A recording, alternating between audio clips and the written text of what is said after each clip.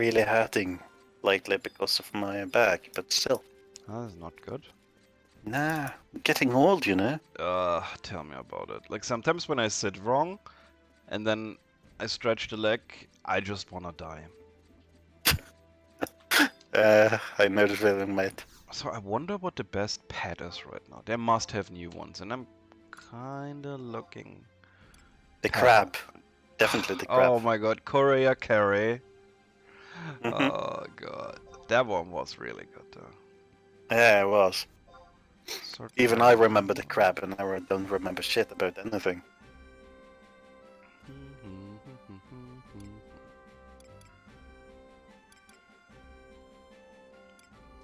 I remember something about Puppet Master having to collect all these weird stuff for it, so you can build different frames and stuff. Oh, that was horrible. Let me... Wiki, FFXI. Let's just do it like old school and have a look at pet items. Call pet. Call beast, not call pet, sorry. I wonder if they still update this. The game? Yeah. Alright, I need to stop the download, otherwise we're gonna have a hard time doing this, I think. Hello. Hello. Me. I need to pause Vermintide download, otherwise I think my computer is gonna be like, resources? Where? Nuh-uh. You keep downloading. I will. I'm gonna play. It's only 100 gigabyte. Yeah, Come on, man. yeah, it's only 100 gigabytes. It takes 5 minutes. Come on. No. Okay, so jug pads. Here we go. Did you say shark pants? Jug pads. Oh. I'm a bit tired, you see. Okay, so there's multiple 119 ones. Let me see. Can they not be bought somewhere else now?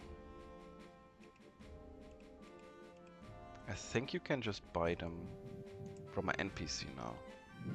Yeah, The shark pants? Not by Juno. That one needs to be crafted though. I'd like... what is it called? Swooping Sivago.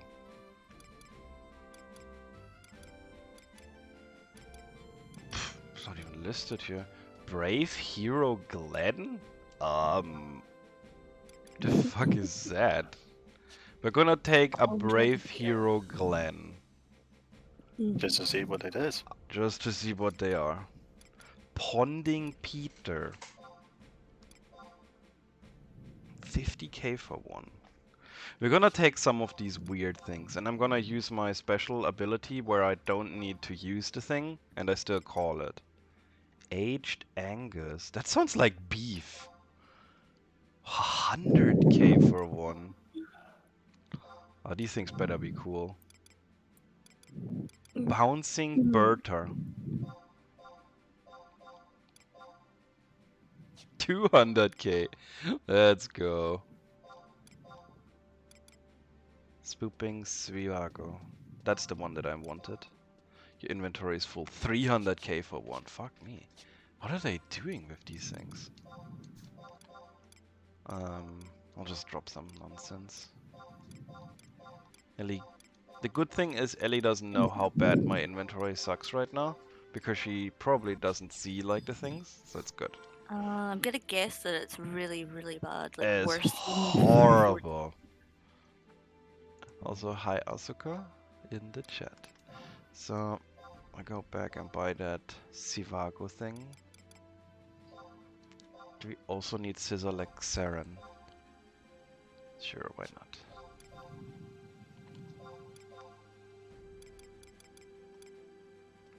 Carrying Kiyomaro. Aww. Interesting. Does it carry? I don't know, maybe? Okay, so Caring, not Oh, carrying. was it a caring one? that's the same Yeah. basically. No, it's not. Okay, and this one. Just blow that money. Was there anything we couldn't buy? You buy, you buy, you buy, you buy, you buy. Okay. Wasn't there one for 200k too?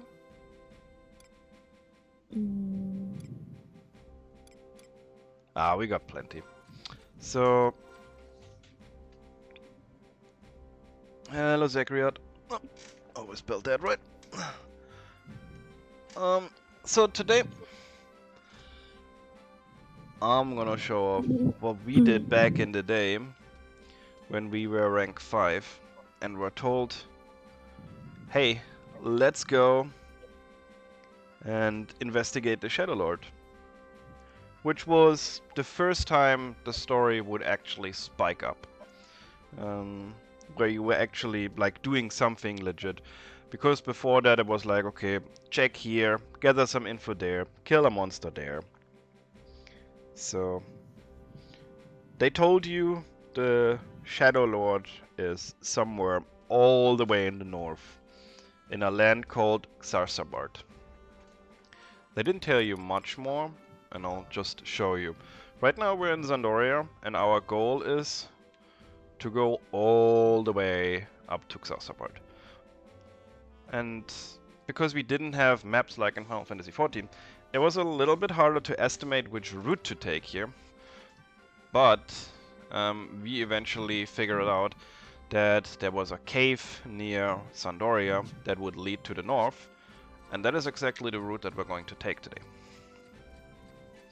And then, when we're all the way in the icy north, there's a few things I can show off what we did there. We don't need a chocobo, we are going to ride our trusty red crab, which is an eternal pain. Because we're grabbing it by the eyeballs. And with me I have the Ellie and the Mur. Hello. Hi. And the bacon. The bacon is in full position.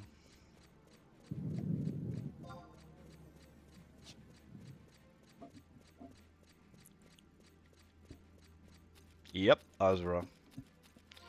I played on Pandemonium, which was then merged into Azura and took the name of Azura. You recognize the bots. Awesome.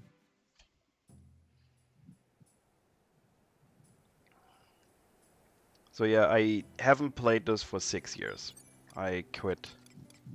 And by now we are a Final Fantasy XIV community, and it always came up how this game was so much different and in many ways better than Final Fantasy XIV. In many ways it's a lot worse though. And now we're just showing to our community and others who want to listen to my old stories what Final Fantasy XI was back then. Why it's so much better. Why we all should praise Final Fantasy XI. Yeah. Should we though? Down on our knees. Prostrate for the... It just looks like pain and suffering. It does. Wow. No. It does though. Like, would you It's guess there's a enjoyable pain. there's a cave over here?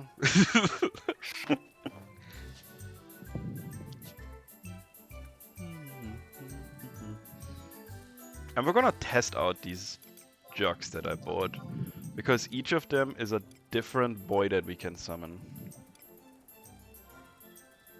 And then cap currency, repeat every Tuesday. 100% true. The 30 level, eye level problem that Final Fantasy XIV has every single patch. Like, here's new gear. It's gonna be worthless in like 4 months, but it's all new! New tombstones! They're totally not the same, they're called different.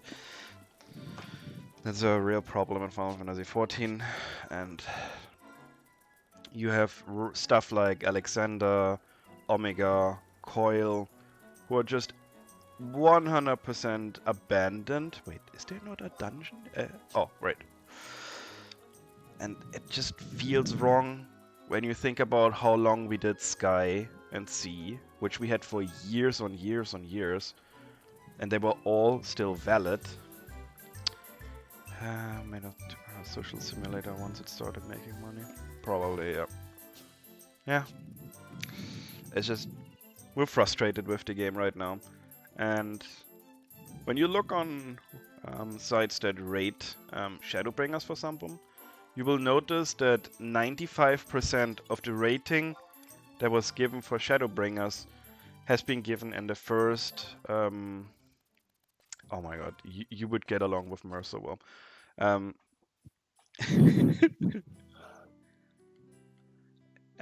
All the ratings happened in the first 2 weeks of Shadowbringers going live, and everyone was like, best expansion ever.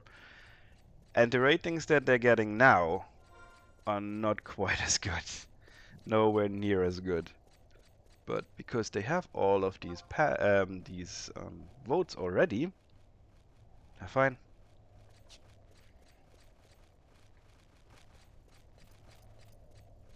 Everyone said it's the best thing ever during the honeymoon period, but now, when the sunglasses are off, they're not going back to revert their statement. So, we are here.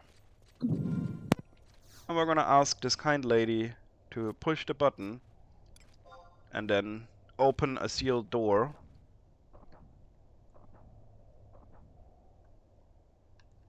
Which then opens a one-way door for us. Which we can run through before. So I'm Oh just my god, hacks. so glad I have all of these maps from back in the day. You were hunting refresh. Is refresh still a spell that's worthwhile? I mean, it is very good, but is it not like very cheap by now? If you tell me where it is, I can do a white scan for you. Or what it's called. There's a hovering oculus. I don't know what that is. It's a turn to the right there. Oh, it's probably in the bottom right area there. Let's have a look.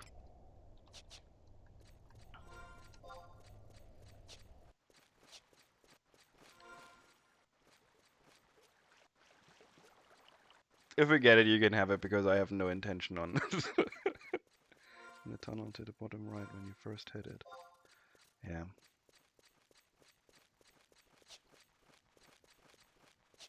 Because I just... Or actually, you probably have Treasure Hunter, I would assume, while hunting this. So if we see it, we'll just let you know and then wander off. There's no reason for us to make money. Oh. Oh, okay.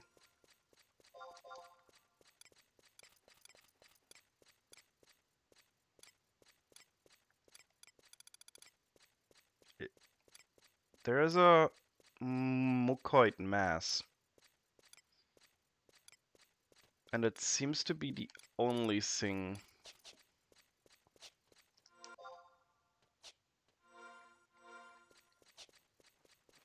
Yeah, I understand that.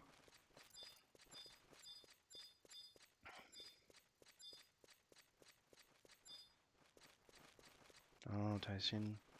There were a few of them. I saw some Taijin. Oh, Taisajin. I remember. Yeah. It's the hacker slimes. We ran past them.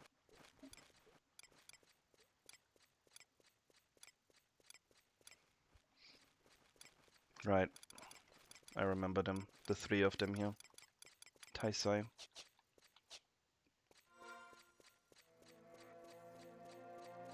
Yeah.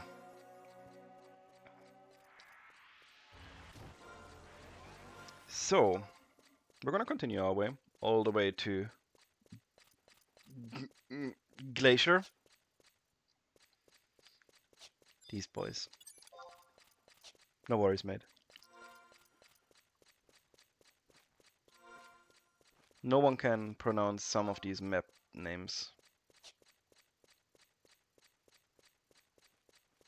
Alright, try it. Where are we right now and where are we headed? It's both on screen. The Ranguemont Pass.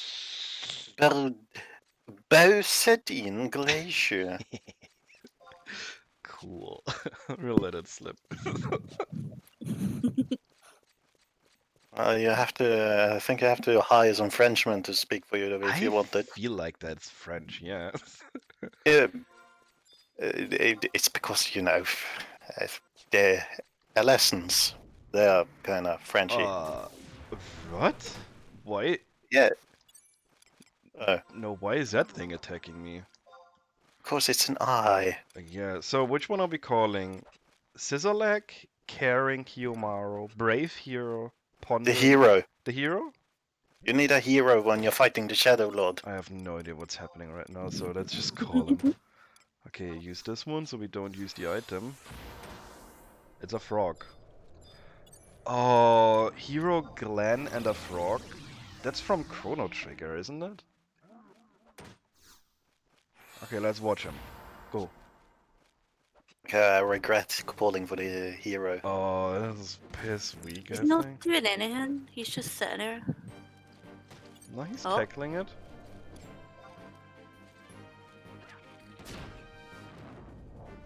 Why is this level 90 monster here? Yeah, he requires Wasserwood. Yeah. He doesn't have skills either. Why would you want this thing? How expensive was it again? I think it was 20k. I got skill ups. So you can see Wow. here my X skill actually rises, which increases my accuracy and attack for the one-handed X. How though? The maximum must have gone up then. Because my axe was well capped as a Beastmaster considering I killed all of these things. No, it's not capped.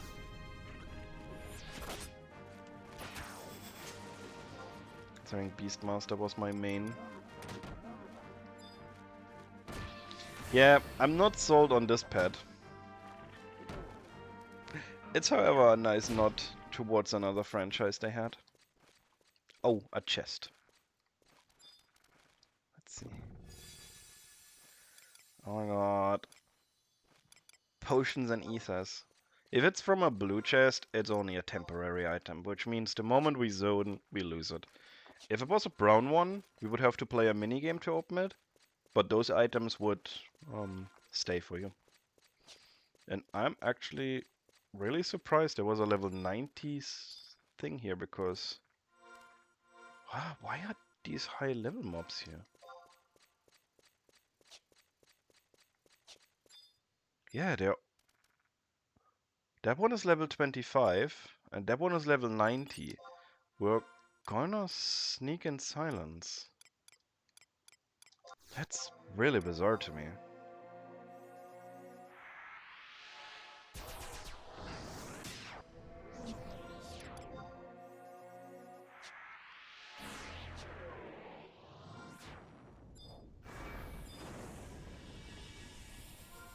So yeah, if you didn't have Sneak and Silence as a spell because you had a white mage,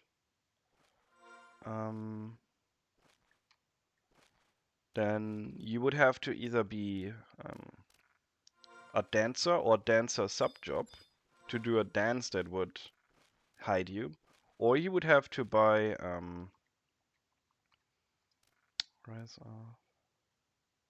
or you would have to buy items, which were fairly expensive. Not anymore, however. I just sneak through this. Really made a lot of money on selling the silent potion thingies. I can imagine, yeah. Because whenever you were alone and you were not a white mage, or sub-white mage, which was inconvenient most of the time. Oh wow, these things last 7 minutes now. Do you see that? Mm-hmm. They used to last a minute when I did it. You would constantly be in fear of, oh my god, can I find another place where I can stay for a moment and cast it again? Now it lasts forever. That's strange. Huh. Everything is easier. Oh my god. Bit streamlined, yeah. So this is the glacier. And this map is bullshit. Do you see these very fine lines here? That's basically... Oh, my mouse doesn't align with the chat, I think. But yeah. These very thin lines between these areas, they show where you can go up and down because this is constantly layered, this area, with cliffs. And it's cold AF. Feels like home. Nah, I always hated snowy area because in my opinion a snowy area is just lacking design. It's just so easy to throw a lot of white everywhere, and it's much harder to design like a tropical area. So for me a area like this was always like eh. It's also why I hate what are they called in Final Fantasy 14? God, what is it named now? The ones from the Dragon War. The reconstruction thing. Ishgard? Yeah, that's why I would never want a housing there. Because it's just bland. Wow. And when I asked in Nobel's network, why would you want a house there? People were like, oh, it's all cozy. Like, imagine you drink some hot cocoa there. I'm like, yeah, but, I don't know. I feel more like every time I'm there crafting, I need to stand next to one of these braziers just to warm my character up. We're gonna do a quick white skin. Yeah, it's a totally roleplay, you know? It is. It is. Lugat. I mean, don't you have the feeling sometimes? If my character is lightly clothed and I put it in some blizzard somewhere, I'm kind of like, I kind of feel bad for you. Well, I mean, while it makes sense, I am always fully clothed. So if anything, I wonder if my character is gonna get heat stroke in the desert. Could you imagine Ceres per character? Sari is always Always naked. half naked. Yeah. Yeah. Totally freezing. So, getting there.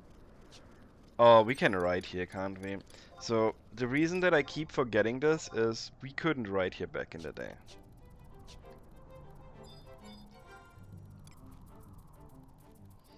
And this is what I mean. You needed these connection bits to go up and down. Otherwise, what the fuck? Oh, that's a player. Let's see what he has. Like, look at all of these stats, god damn it. Accuracy, attack, ranged accuracy, magic attack bonus, magic damage, katana skill, parrying skill. It goes to the next side, magic accuracy, main hand coup damage. It's so much. They really overloaded the items.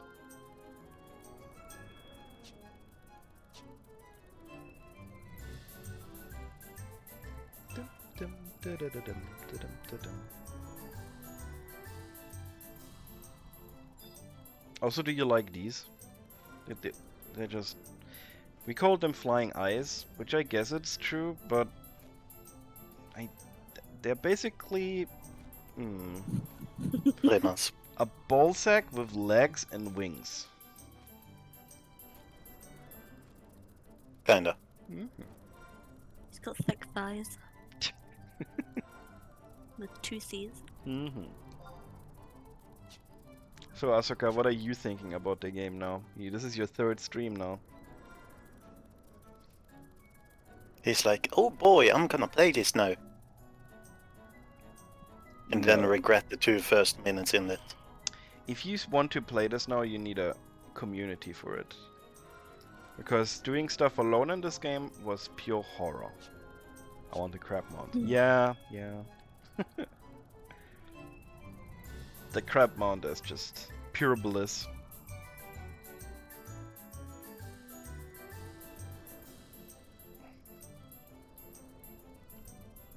We're gonna see our first dragon.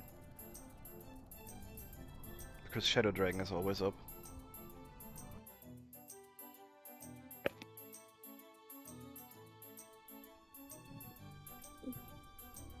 So... This is Xarsabard. which is one of the most northern ways. And this area here is part of a lot of lore this game has. To sum up the Shadow Lord history to my best knowledge, the Shadow Lord is basically a spirit that can invade a person and then turn him evil, but that person must have like a pre-notion to a lot of bad emotion in him, like anger. So the current Shadow Lord, at like 20 years ago, they sent a party up here.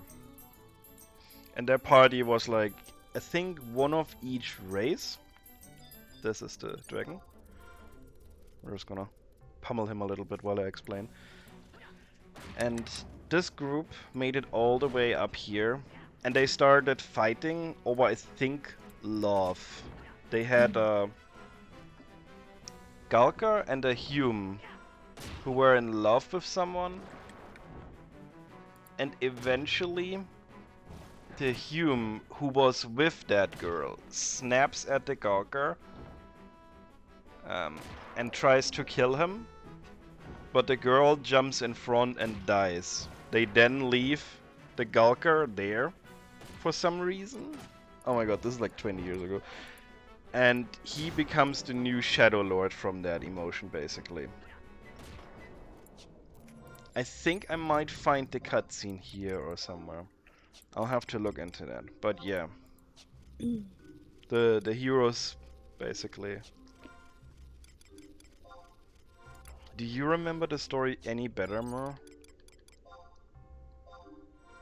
Or too long? Vaguely. I think we can watch some cutscenes like yesterday when I showed off Bahamut.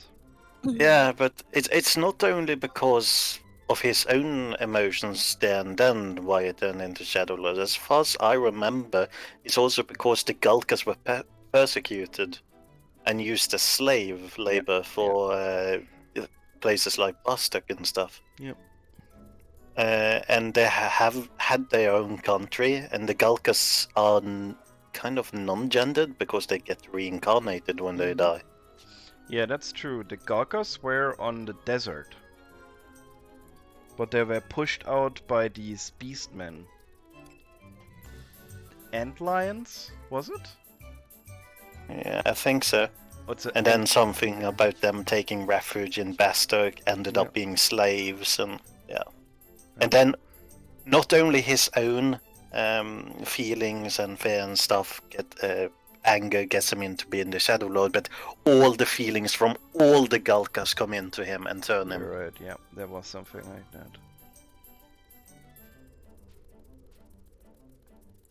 So yeah, it's a very sad story, really. Yeah, especially since the dude that killed the girl and left him to die made it back and became like a hero to the nation, because victors tell the story. Yeah.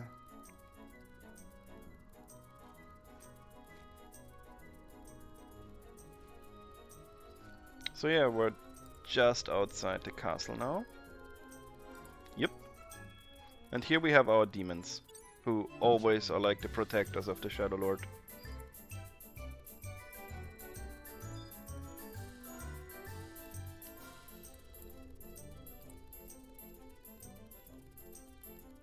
If you jump down one of those holes, you can come into the Unicorn Kingdom, and then you can dance with the Unicorn and Pegasus and be like, Pink fluffy unicorns dancing Yes. on rainbows? yes. We can't do that. Then oh.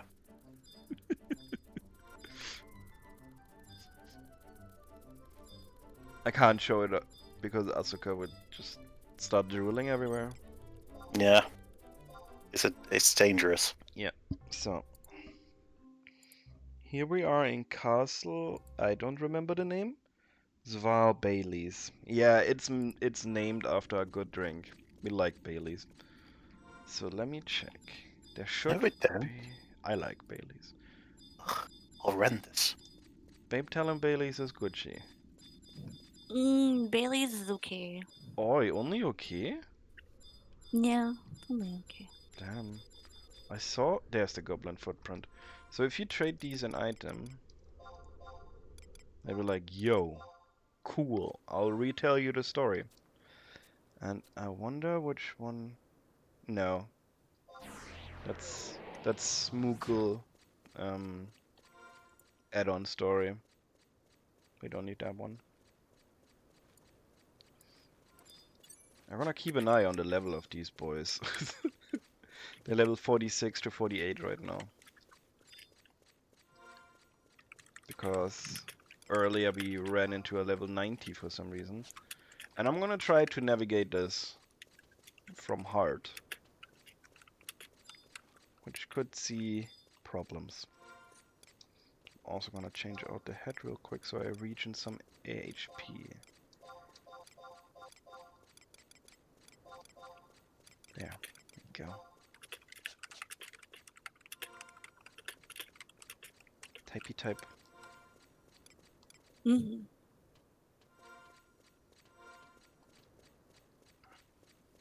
So I think you had to go right, because you can't go through the main gate. Because it's blocked. Also, can we summon another boy? No, in 4 minutes we can. Okay, since Mer picked the last one, which one do you want, babe? Scissorleg, Caring Kiyomaro, Pondering Peter, Aged Angers, Swooping Sivago. Peter. Peter. Okay, we'll summon Peter next. Still don't know what they do. And I think we had to go here.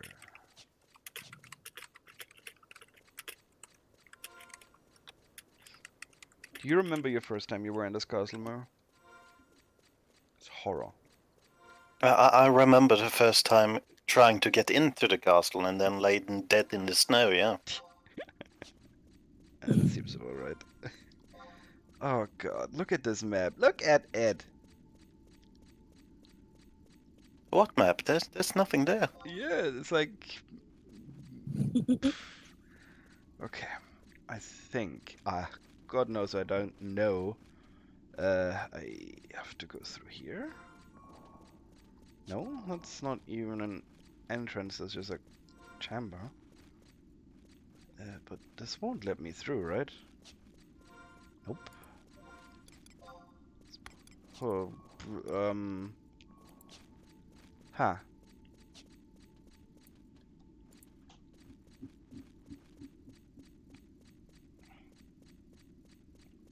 And remember, the first time you did this, you were probably in a group of level 60 players. While these mobs are like level 50, you didn't want to kill every single one of them. So you had the choice, it's huge, yeah, of sneaking and invisibling everyone. Oh my god, I had to drop, I remember. I don't remember where I dropped though. Oh god. We'll figure it out. And the thing is, it lasted a minute, so by the time you sneaked the 5th or 6th person, 30 seconds have already passed on the first one. So you could barely inch forward in this entire thing, trying not to die.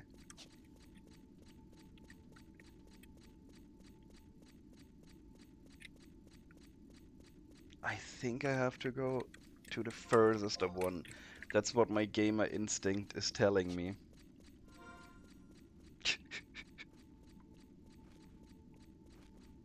But I don't remember at all.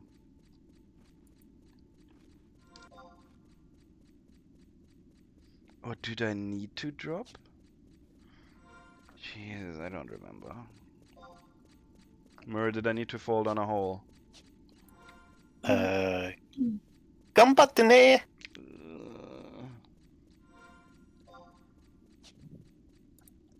You weep lord.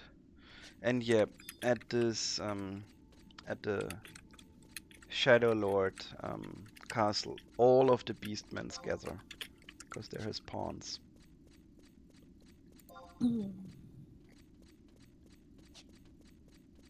Which is a nice touch, that actually all the beastmen work together.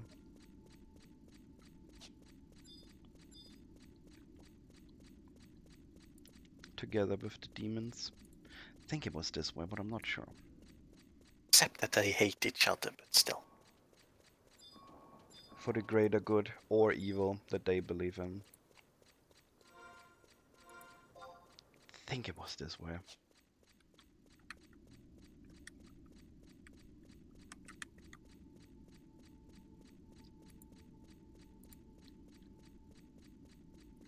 Yeah, this looks good. Okay, we're in the inner castle now. Far from... Oh, the sound, yeah.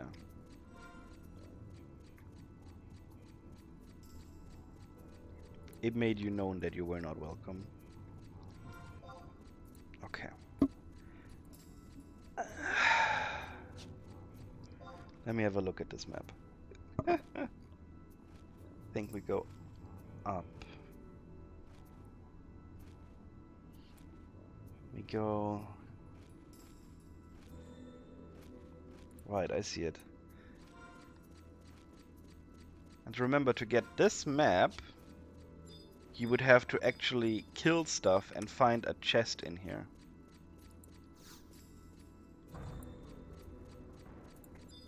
And since this place is so huge, that was actually a fairly big challenge for a lot of players.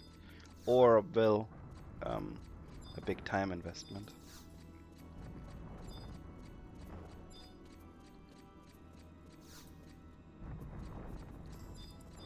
And yes, this was very impressive for me. And it still is. If you think about the scale that this game has.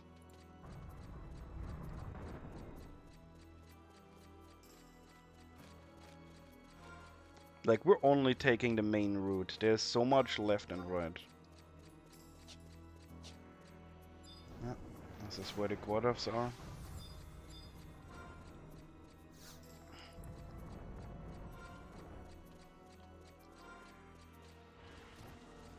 Constantly checking map,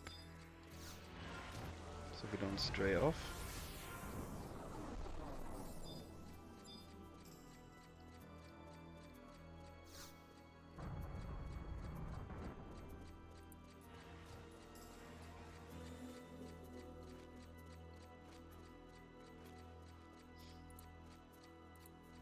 Yeah, multiple layers.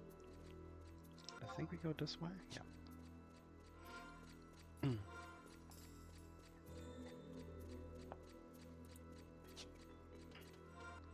I wonder if we can scan something interesting. Let's see.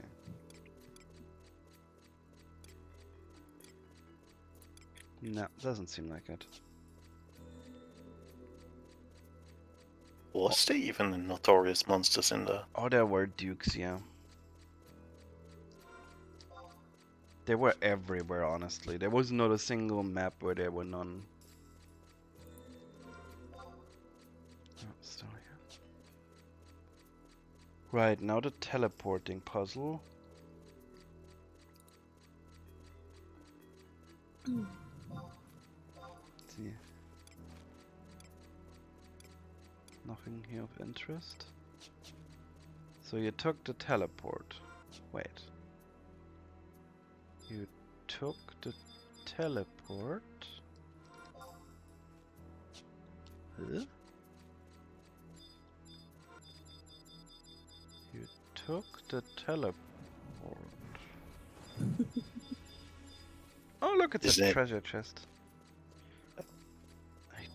Oh, right. I remember. This one just takes.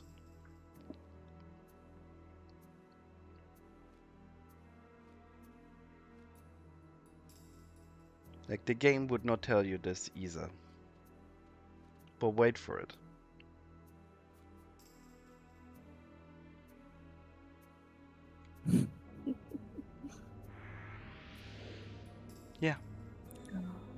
Then my video started buffering just when that happened. Oh.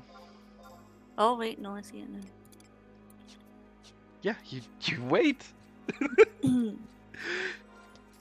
It's the first time the game makes you wait. It's like, I weren't expecting that, were you?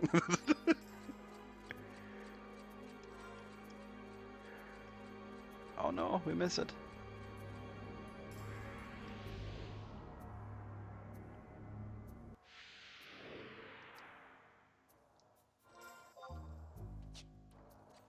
It's more likely that you went all the way there and then were like, well, I guess I'm missing something, and you left. Just to realize you had everything you needed, but just needed to wait for a few seconds.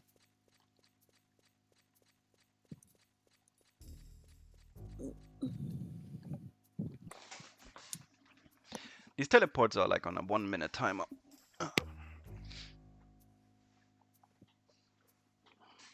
Too long. We needed it fast paced. Yes. Come on.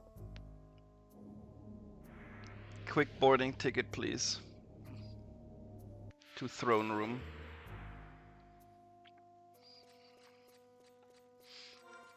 And it seemed like it is repeating, but in reality it just takes you to each corner.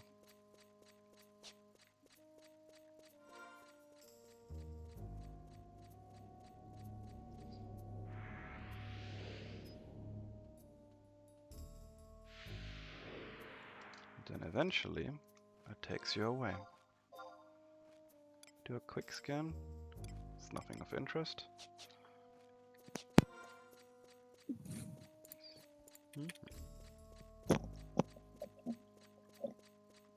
And now I think we've made it all the way to the Shadow Lord's chamber. Pause my download because it's buffering your stream the whole time. Is it mine or is it on your No, side? no, it's mine because I'm downloading that game. Oh, Vermintide? Mhm. Hmm. I was invited, wasn't I? Of course, babe, don't. Don't. Of course you were invited. No, we're not setting our home point here. I just wanted to tag that thing, because apparently now you can teleport all the way here from a nation. We did not have that. So, throne room.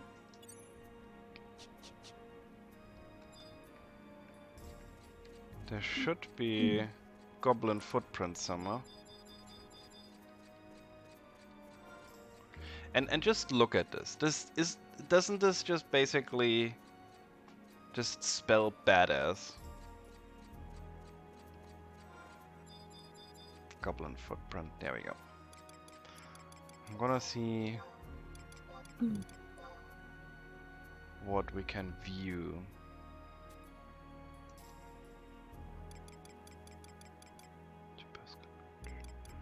Okay, let's see. So this should be the rank 5 mission, which is the Shadow Lord Assault.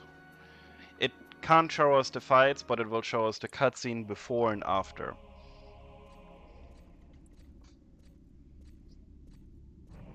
So basically, we with our party enter now.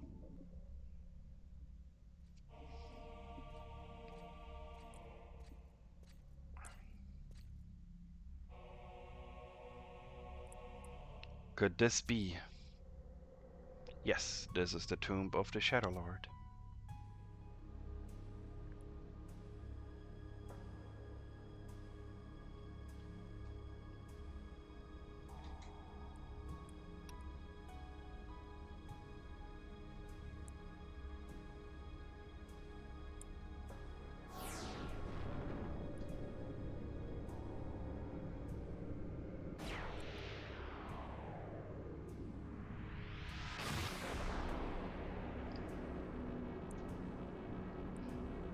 This is as good as I could convey it with the graphics they had.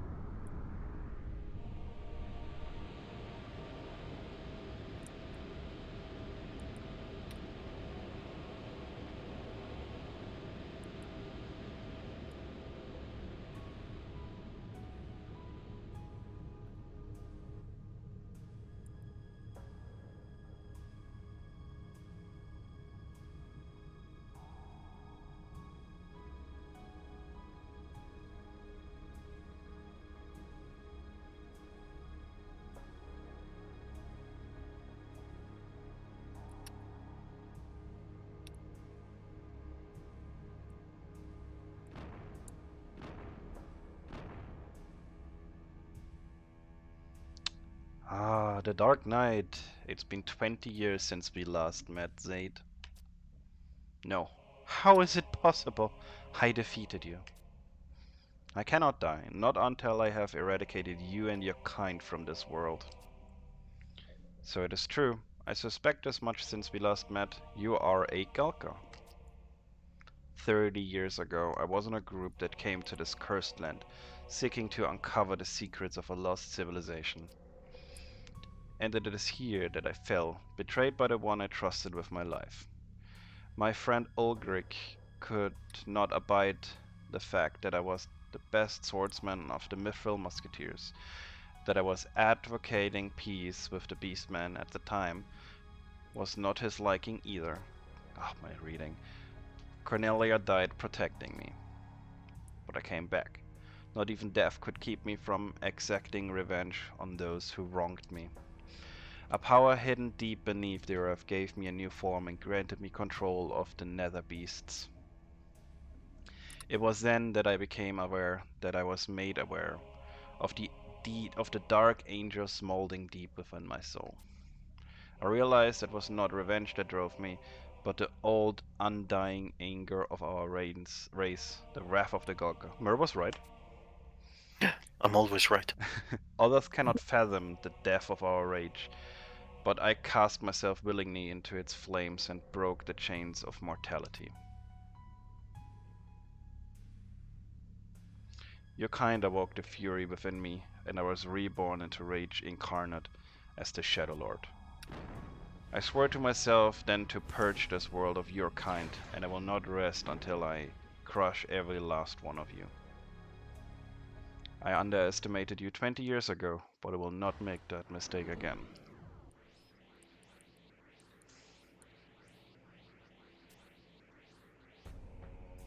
Stand there and watch, Zaid, search within for the dark rage, the flame that burns in the souls of all Galkar.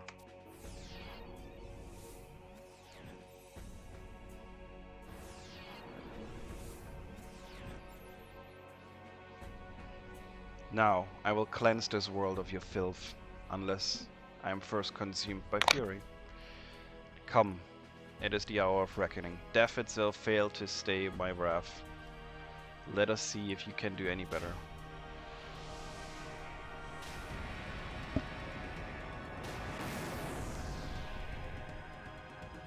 And then you fight him.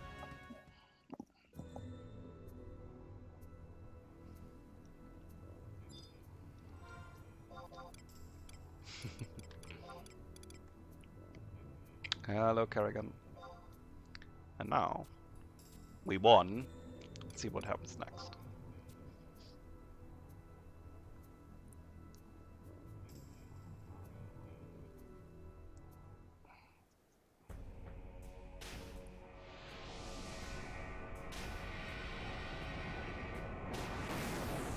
Or is this just phase 2? A quick animation? Yeah, it is. Well, okay, cool. There was a cutscene in the middle of the fight where he just buffs again. That wasn't that amazing. Okay, number 3. The end. No, not. There's a number 4 too.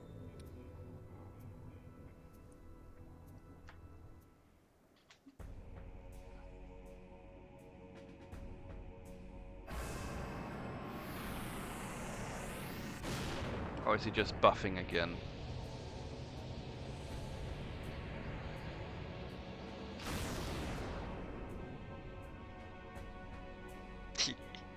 Did these cutscenes need to be like that, Mer? Yes. It's to get the action going, you know.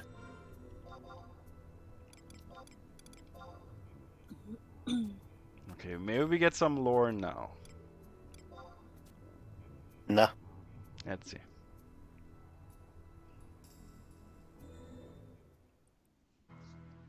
Okay, the music changed.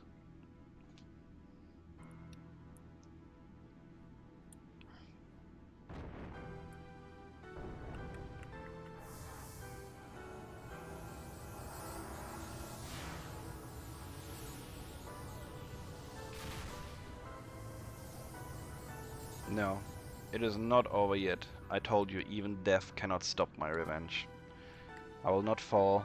I'll keep coming back until the fires of wrath consume me. Raurgrim, stop. Listen to me. It is over. That's his real name. Raurgrim. No, that is not my name. I am the Shadow Lord. You are no such thing. Search for your memories. Find your true self. You are Raurgrim, the Garga's greatest swordsman. I.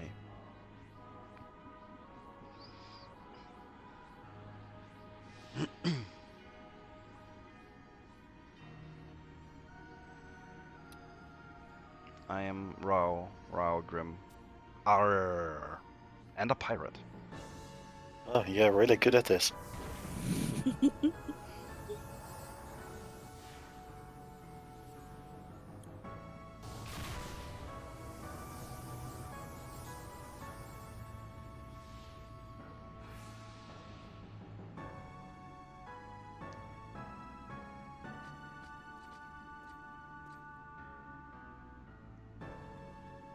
Do you remember?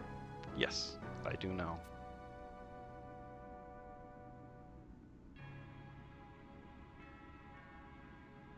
Oh god. I feel like that's a bad joke, but let us know the answer. Yes, please, Corrigan. Raurgrim, it is good to have you back. How's all this come to be? As you know, I was the Tailkeeper of the Gulka, the keeper of our race's memories. This is right. There was one of the Gulkas that would oh, Yarkelio, that would retain the memory of every single Gulka, and it would, I think, drive them insane. But there was so much pain, so much anger. I've let myself become trapped in the dark abyss of swirling rage and madness. Raurgrim. People are capable of kindness beyond angels, yet we also commit sins that would put a demon to shame. We all stand preciously on the edge between darkness and light, and when we fall, we are greeted by only madness and chaos. And so I have fallen.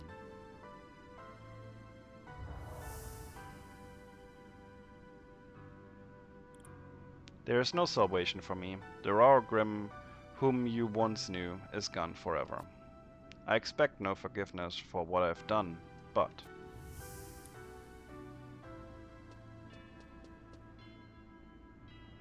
come on, this way, hurry.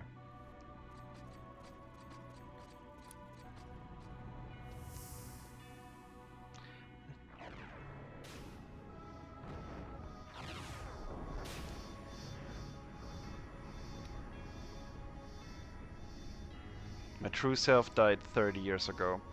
All that remains is an empty shell. Cornelia, finally, we may meet again. Yeah, Lion, I don't know what her name is another important side character. But I wonder where the cutscene is where it's explained what really happened. Like, you can see Ulrich stab Cornelia and Raurgrim falling into madness. And so the Shadow Lord will... Through the cloud shines a symbol of newfound hope for the peoples of Vanadil, but none should forget that wherever there is light, there is always shadow. The Great. legend goes on to say, from the darkest depths of the earth, the warriors of the crystal rose. Barbarian.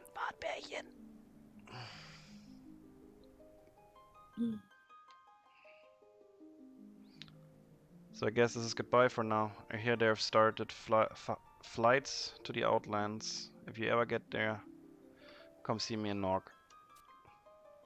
We got that airship pass already. I'll be seeing you. Bye. I too feel that our paths may cross again. Until then, I wish you farewell. Pretty much, yes. Very, very good. That's exactly what she is. So, we're going to poke the door.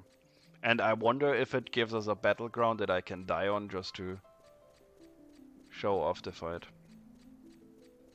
The fight itself, if it was offering us the Shadow Lord, would be impossible for us to do, because he has a phase in which he can only be harmed by magic, and we're a pure physical class. So we just go in there to die and home point if it gives us a fight. I don't know if it does. It does not. So Leon told us to meet her in Nork. And we're gonna do that. Because we're /white mage, /white mage means our subjob is white mage, I can cast Teleport Yohat, which gets us on the correct island. Oh, look. There must still be something here because people are here.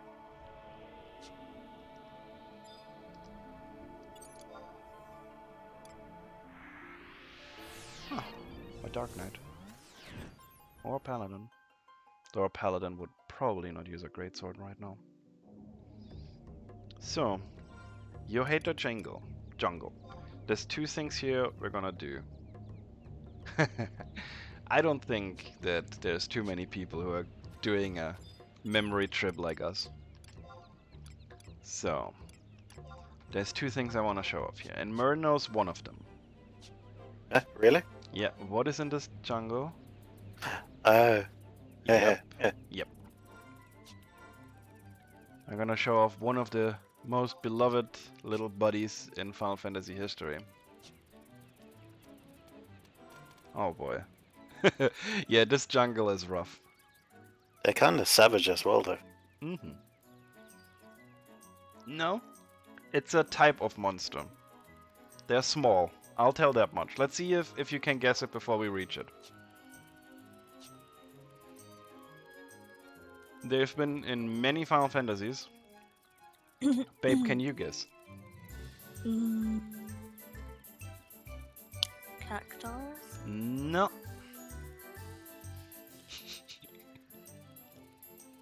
We just ran by one. Oh, tomberries. Indeed. So, by the lore of this game,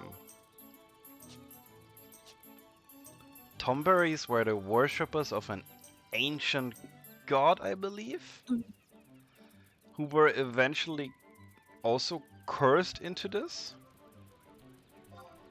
And now they're basically just evil, sinister bitches.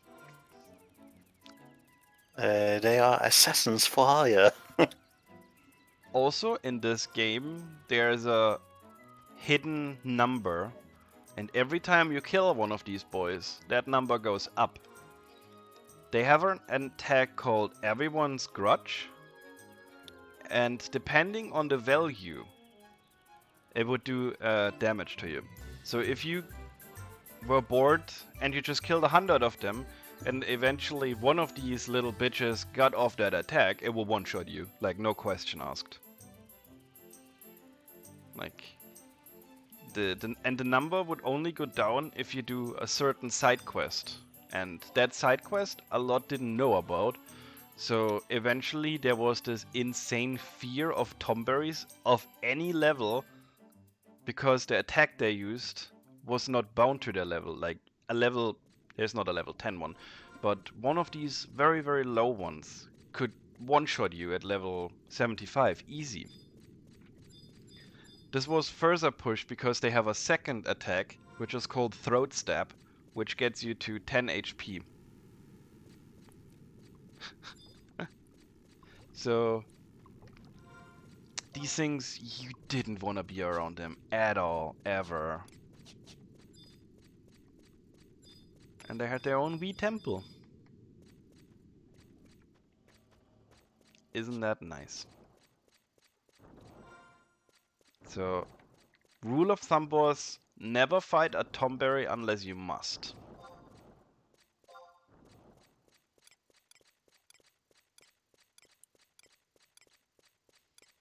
Torama?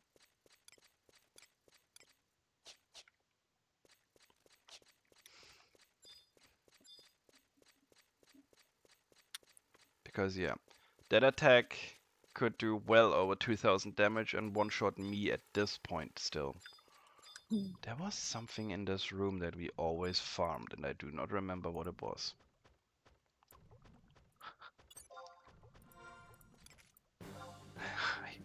I mean, it's very unlikely he gets that skill off, and if he does, then it's gonna be funny as fuck, so let's see what happens. I don't... Sunberry knife? Was that here? I don't remember. There was something in this... Was it Utsusemi ni? Oh yeah, it might be the ninja spells. There was something in this very room, yeah. This one's a ninja, for example.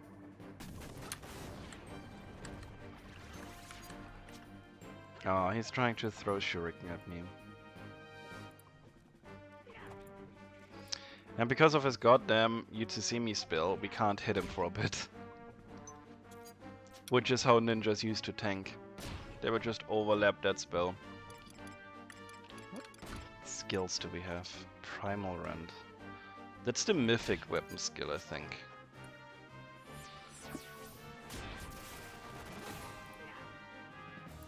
Let's see. I wonder if he's gonna do a skill. Or if he's just gonna die. Yeah, no. They're too weak. The fight doesn't drag out long enough for him to get TP.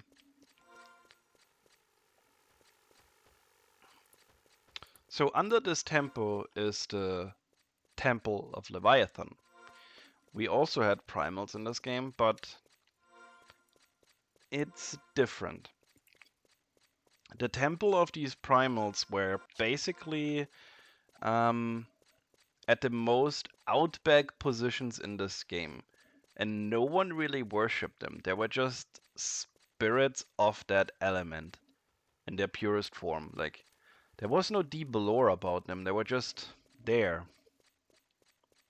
And if you were a summoner, the game would give you one free summon, which is Garbuncle, which would be your, well, guide through all of this and talk to you.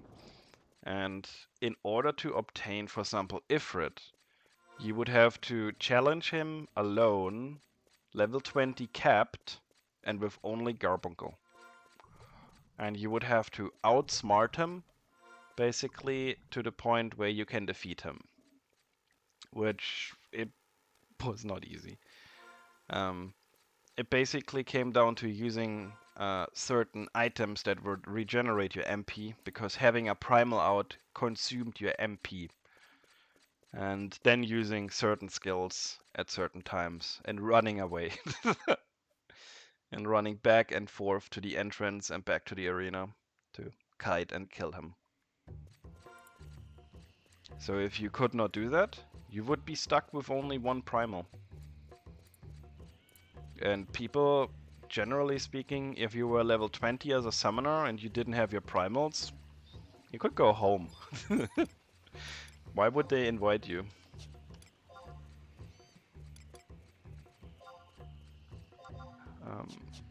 But since Summoner... Noob Summon, yeah. Summoner had another problem at this point. Summoner itself had only one type of spell, Summon. So they had a big MP pool and could only summon. So what many summoner did was slash White Mage, as in subjob White Mage, and pretend they're a healer. This worked to a certain degree, but eventually they just didn't have access to the high level healing spells. Summoner damage at the start of the game was incredibly low. Like, you did not want to have a summoner technically.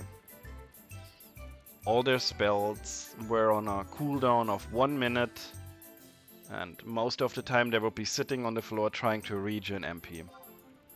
Even after they did a little bit of damage. So you would not want these boys around. However, past level 65 they gained access to some really nasty moves, which helped them a lot on soloing and stuff. but for parties it was still like not that great. Because a summoner excels at fighting stuff below its level and not above its level. I think this was changed by now, in many regards. But back then, summoner in EXP party would... he would be there, yeah. Trying to pretend he's a valuable member to the party.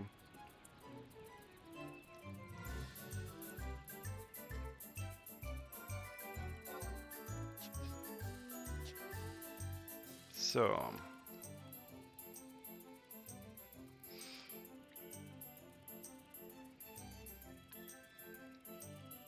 I wonder what flying would have done to this game.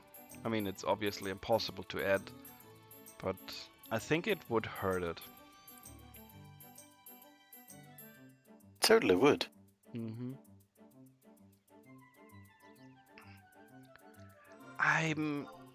Did flying ruin Final Fantasy XIV? This is a hard question in my opinion. Because if you'd ask me if we should get rid of flying, I would be like, oh my god, no. But that is because they designed it to be like that, right? Like, you don't hear me crying about flying in this game.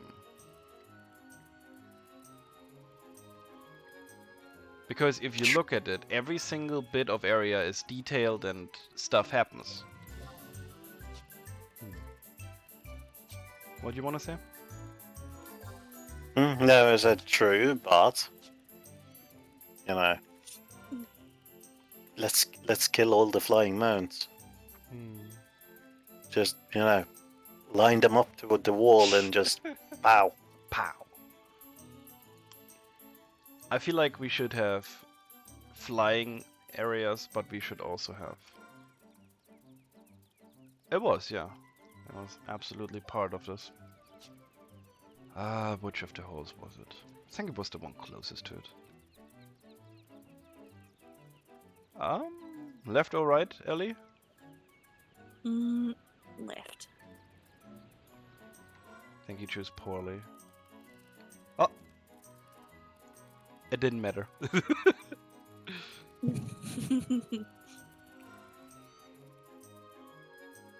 Okay. Oh, here we have the Sahagin, who live in the deep sea grotto. They're basically fishmen.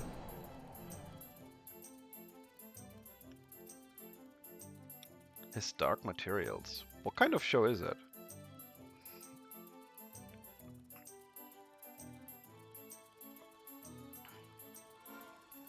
Is it called Deep Sea Grotto? God damn it.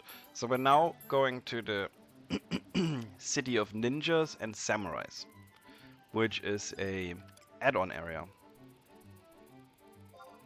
So I think we're right now in Rise of Zillard. But the areas, they meld together with the old areas that we already had. So it's not like you go every time you have a new add-on to an entirely different area. They did that later on, but the first two just expanded the main world. Similar to what they did with... Is it though? No. It's not like Ishgard. Sea Serpent Grotto. Wait, is this where Leviathan is? Hold on. No, it couldn't be.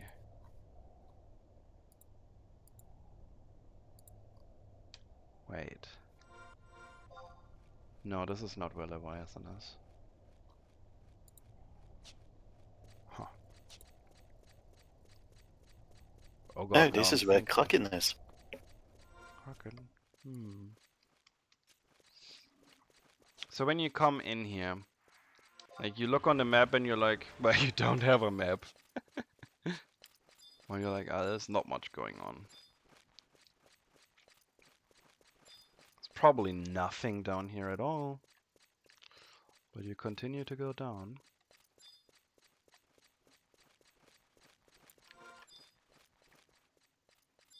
Until you find a fake wall.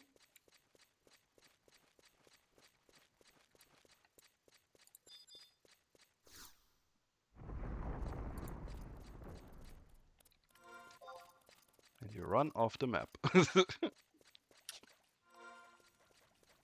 And then there's crates suddenly. And lanterns even. Hell yeah. Well, torches. So someone must be down here, right?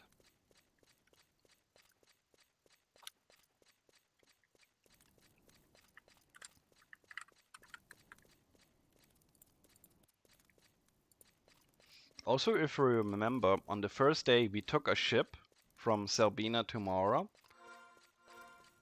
This is also where the pirates live. Here.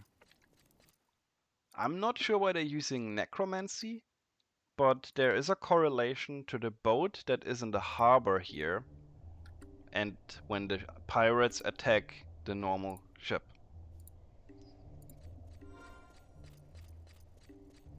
Like sometimes there's a boat here. That one. And this one, when it went out and came back in, had a correlation to when pirates would attack. So since it's coming back now, that must have mean that there was a pirate attack. You cannot take the ship or go anywhere close to it, but there was a correlation to this. So yeah. Welcome to Ninjaville, basically. And wait, is that one called Gimp? Oh no!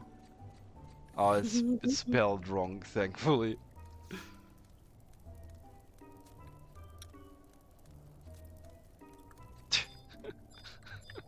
That almost went bad for him.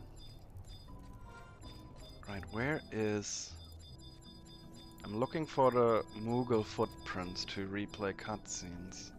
Oh wait, in cities it was a bard. Ha! You must be the one.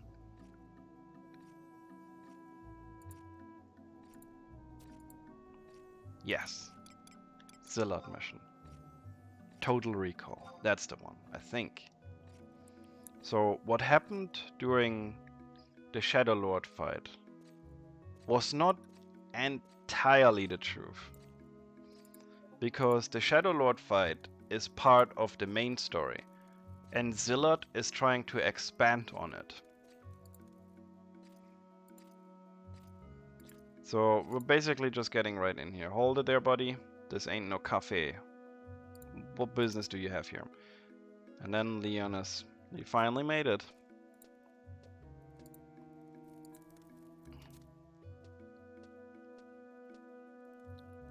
You don't have to worry about him. He's okay. Anyway, I thought you guys welcomed adventurers. Understood.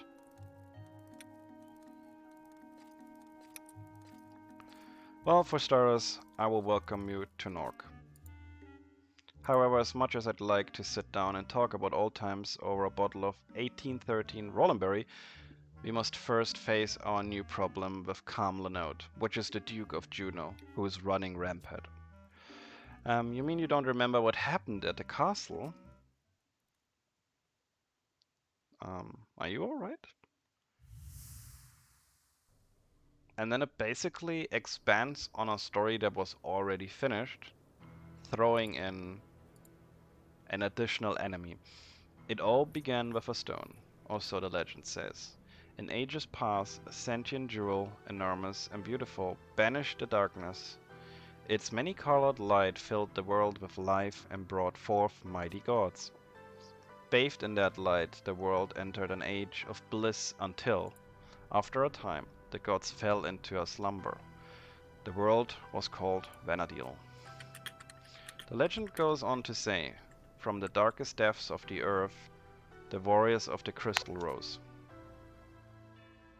And you always were somewhat made to believe that you could be one of the warriors of crystal? But, do you remember? Yes, I do now. There is actually crystal warriors in this game, and you're not part of it. So this is basically him repeating that part. Okay, babe.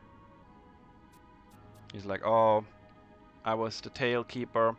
I fell into madness. So the things we just saw. But something happens before we leave.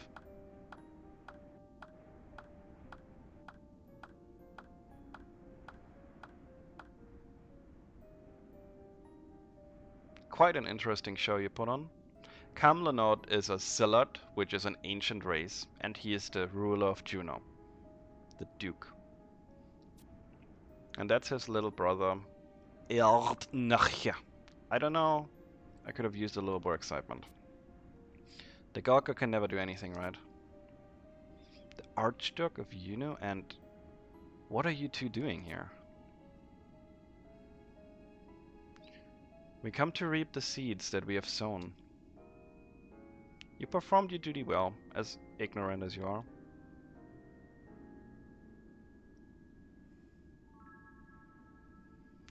I can see that we still have a little more cleaning up to do, but that won't be a problem. What are you going on about? Give us some answers. Listen carefully, you sorry excuse for sentient beings. The crystal line will soon be revived, and the gates of the gods will be open. That is when the true Vanadil of legend will be reborn. Eternal paradise, the land of the gods, the dream we Sillard have held on for 10,000 years is about to become a reality. Zillard, you can't be. The civilization perished thousands of years ago. The great bane will devour the fair land of Vanadil. The ancient seal will be broken, awaking nightmares of ages past. The blood of innocence will soak the earth, and the world will fall into fear and despair.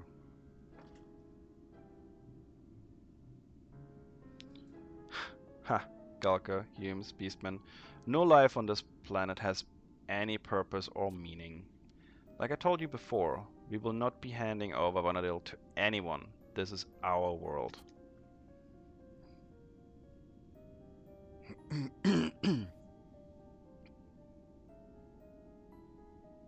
Yes, I am no longer sensing the impurities that were blocking the power that lies deep within Vanadil. The noise has gone.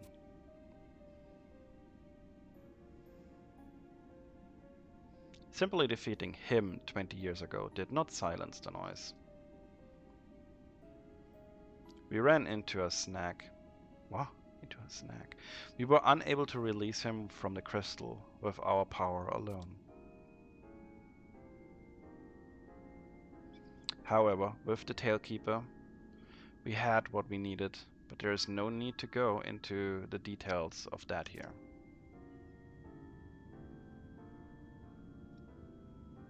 Oh, that clipping. Wait, I can hear them. I can hear 5 life forces. I can hear them approaching, minions of the crystal. But as one bright star shines through the clouds of night, and as one song rings clear above the roar of beasts, we hold to one hope in the darkest of times. This world is nothing but a grave, and you are the maggots that squirm through the rotting corpse. It is time we put an end to Vanadil as it is now. Hear us. We sing the song of hope in your requiem.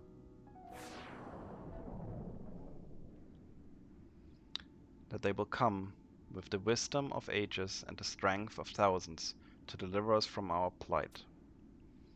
We wait the awakening of the warriors of the crystal. Come forth, warriors of crystal, and cleanse this world of the filth that plagues it.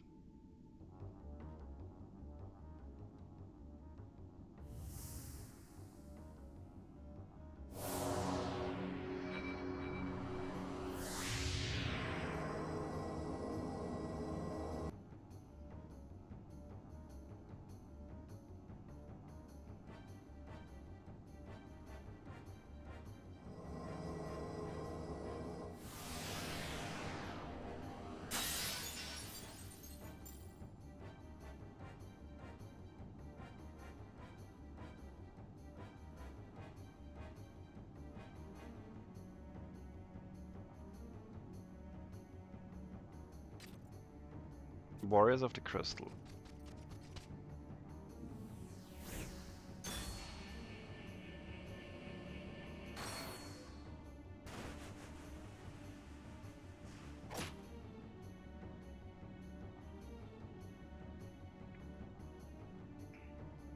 Farewell, lowly vermin.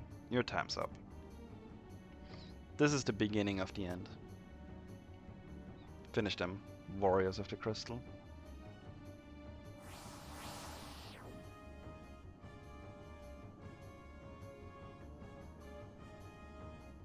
Are you alright?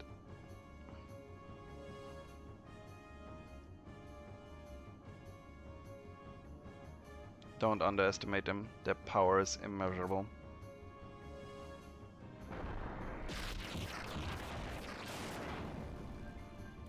Plop.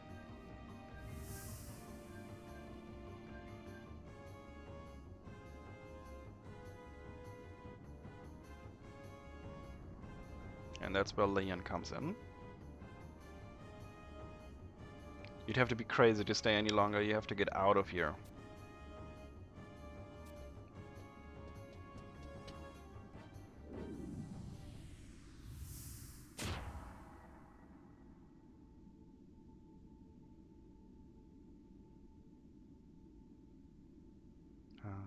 Full circle.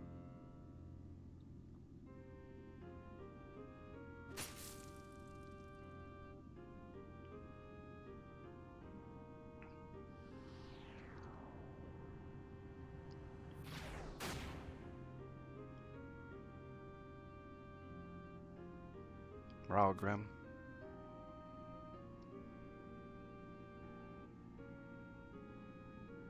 I can still draw energy from this land. If I can concentrate for one last time. No, I can... If I can concentrate it for one last time, I may be able to slow them down. Raugrim. There is no salvation for me. The Raugrim who you once knew is gone forever. I expect no forgiveness for what I've done, but... Don't let them have Monadil. Now, go.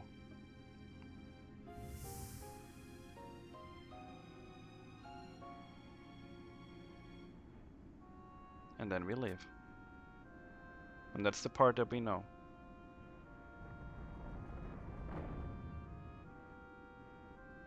One does not need to be a prophet to foresee the outcome of this battle. However, I do not fear death.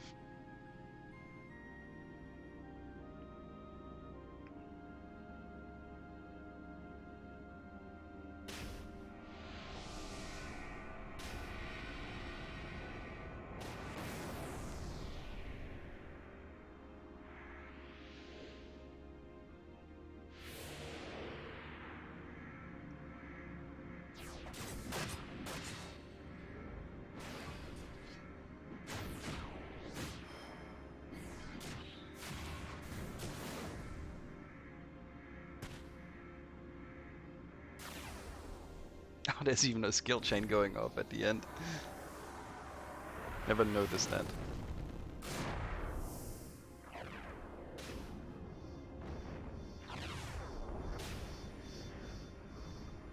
So yeah, he redeemed himself at the end.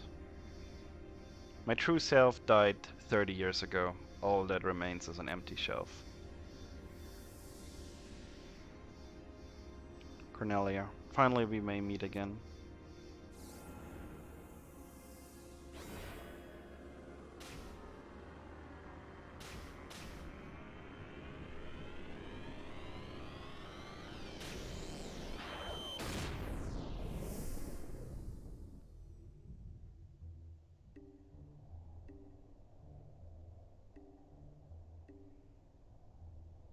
Hey, are you alright?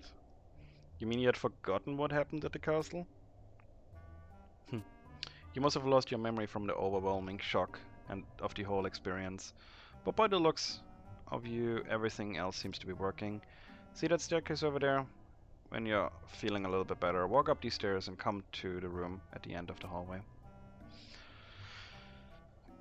So, that explains the Shadow Lord history in detail, pretty much.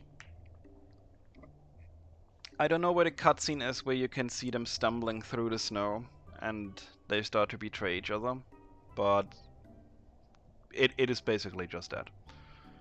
Ulrich tries to stab Raugrim.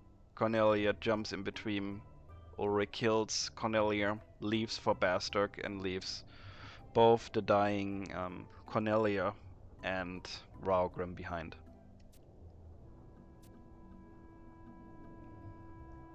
Go. And the warriors that you see, the one from the crystals, they're called archangels. For level 75 standards, they were really strong, and they had certain fights. They had the normal fights and they had the true fight. In the normal fight, you would face off against one of them at a time, and in the true fight, you would face off against all 5 at the same time, to get a special earring that you could decide. For example, this one is one of these earrings, and I still used it to this day, because it enhances dual wield, which makes you attack faster if you have 2 weapons, which I don't have, so it's entirely useless right now. But technically speaking, yeah. Fighting 5 of them at the same time was difficult. Getting 18 people for it was difficult. Getting the item required to start the fight would have you get a certain piece of paper and a certain ink, go into a certain location, wait till it's full moon, and then obtain the key. So, yeah. It wasn't a thing that you would do by default. If you wanted to do the true fight, you would have to get out of your way to find all of these things, and the people who know what to do as well. Did you ever do the 18-man one, Mer? I don't remember. Though I do know that we were fighting against the warriors, the crystal warriors, but I was about to say the warriors flight. You know, I've been playing Final Fantasy 14 for too long now. and the thing is, these crystal warriors, they have no affliction to anyone. They're basically rogue, I think. They just want to see the gate of the gods be opened again. Right? I don't remember. Then they don't give them any backstory. They're just like, here are these ancient creatures from thousands of years ago. I think it's more like there were all the races that exist now, kinda is from those. Yeah. You know, all the playable races. Also, the leader of the pirates, ninjas, samurais, Gilgamesh. Which is funny, because the lore of Gilgamesh itself transcends every single game. Square Enix has stated that the Gilgamesh you fight in Final Fantasy V is the same one you meet in Final Fantasy XIV even. Every single Gilgamesh is the same, except for this one.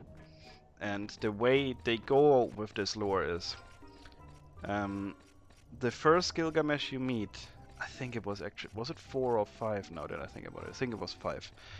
Falls into the void. And from there is endless possibilities for him to show up anywhere in this entire universe. So, this one is the odd one. I'll need to be right back for a moment. Bärchen, let's go.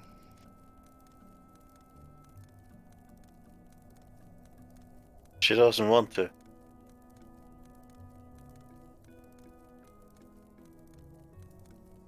She's like, what the fuck? But yeah, these are basically Final Fantasy XI's Asians. Almost, you know, the Duke. Shit. Yeah.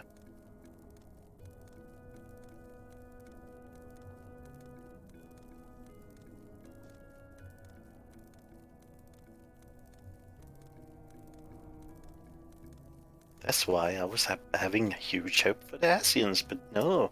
No, they're supposed to be like these crying little bitches that you kill on the end.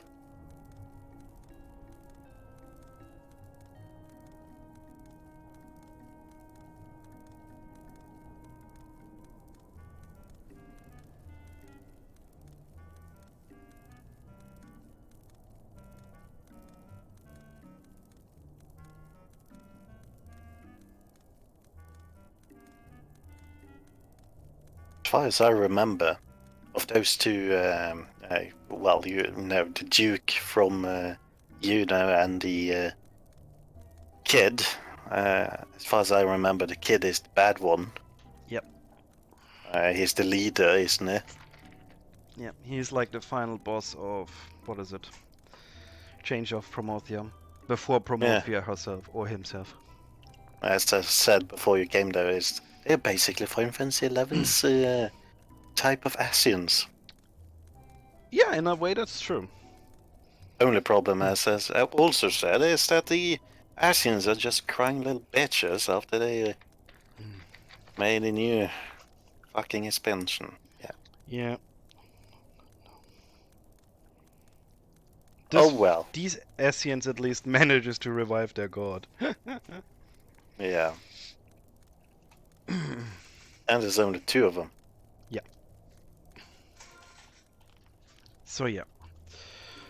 I wanna go some dragon hunting. Oh. And Which dragon? I wanna do the one in, God, what was it called?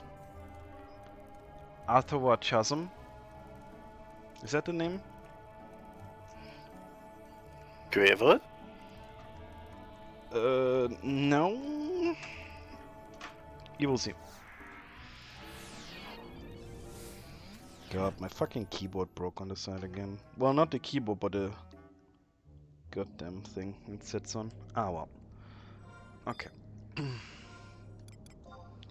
In order to get in there, and I have to think right now. Punch the door open. If I know where the door is. Then you kick it. I think you have to go through this cave in this corner here that you don't know about. Oh, which corner?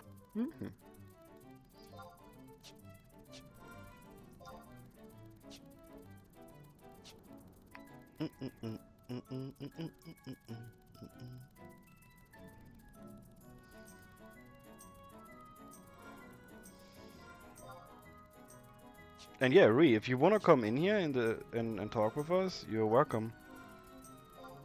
Unless you're too much of a girl to do that. He remembers more of this game than I do, even. I'm kind of like, oh, I remember this small thing, and then everything else is like, I don't remember anymore. Too important. Yeah, right. I think this was a dragon graveyard as well. And I wonder what gave that away. yeah, if you wanted to become a dragoon, and dragoons in this game are having a dragon pet actually, you needed to get an egg from here and hatch it.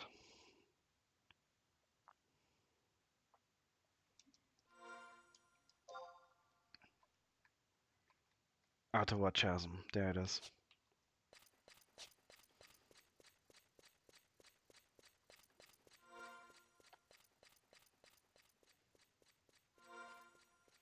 But yeah, if you were, for example, having a pickaxe, you could dig these things here and just collect stones.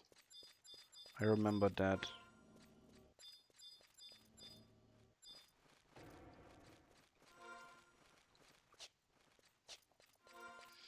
And every single monster was assigned a job here, and a job had certain passives. For example, a warrior, level 50 and above, had the ability to sometimes just attack twice with the hand that they're currently swinging with. And every single monster has a job. This bat, for example, is a warrior. This worm is a black mage. This one's also a warrior. The ambusher is a ranger. And depending on what these classes have, their skills and passives would change.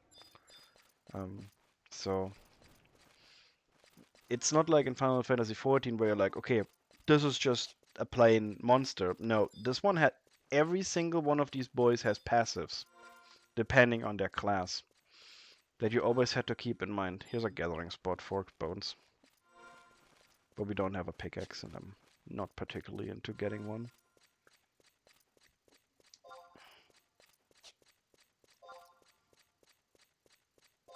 Well, I think we're going the wrong way. Whoops. Good job.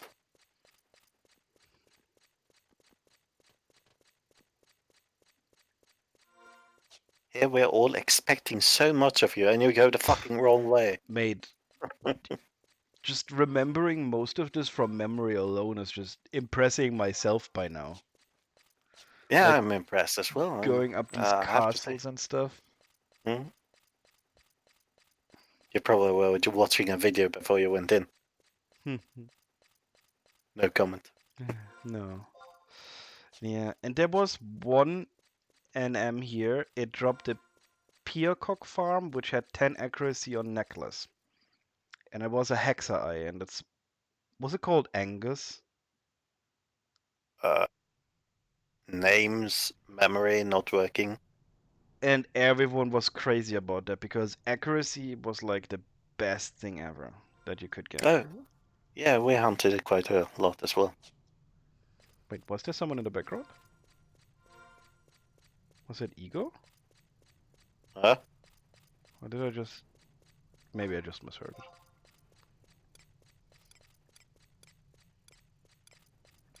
Don't think I can scan them from here. Okay, so this is gonna be very special. So we need to get on the left side of the map. But I think there were problems with doing that.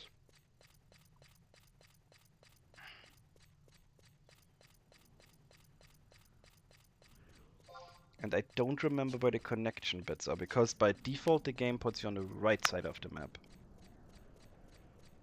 Oh, rude. They loved mazes in this game, yeah. And even the map would not usually help you, because it's a top-down perspective that doesn't show tunnels.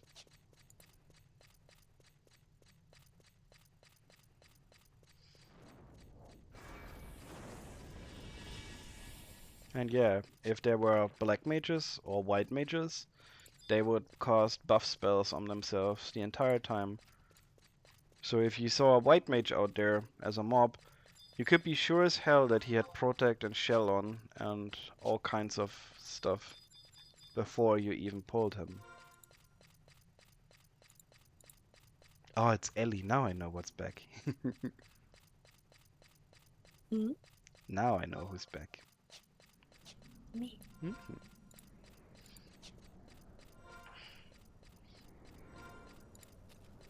That giant rock over there, you could actually get on top of it by doing a very, very obnoxious... Actually, let's go. We have time. Also, and lion. Very nice creatures. We have them too in Final Fantasy XIV.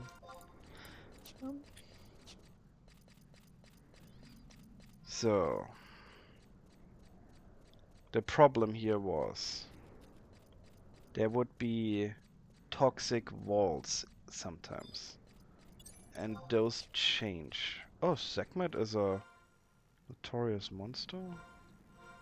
Just let it be. Okay. And there was only one way up that mountain at one certain angle. Strange. Weren't there like... Ah, there's the mist. Ah, just as I was about to say, did they remove that? Okay, so we have to go around. We also are blessed by Luna. No.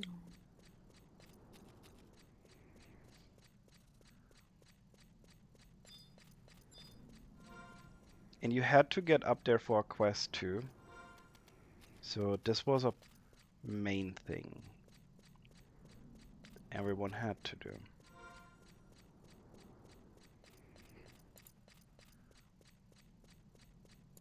We're just gonna go by the rule of always go right, that way you can't miss it. Right is right. Right is always right, that's true. Even in treasure dungeons in Final Fantasy XIV.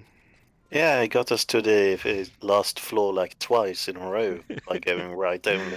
Yeah, Asuka came to me and was like, Mer managed to get to the final room twice. And I was like, did you always go right? And I was like, how do you know? I was like, yeah, that's what we do.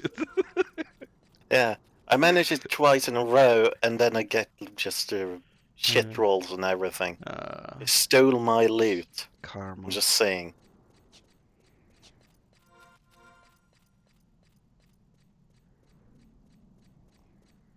Can we go in here? Nope.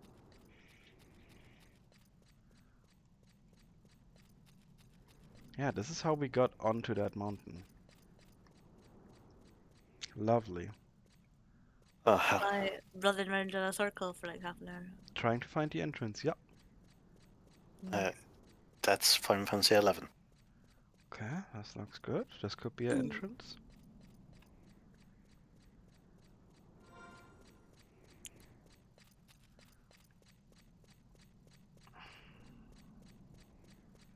Yeah, yeah, yeah. Are we on the mountain now? Can we reach it? Maybe. We're in the inner circle now, but I wonder if we're on the right track.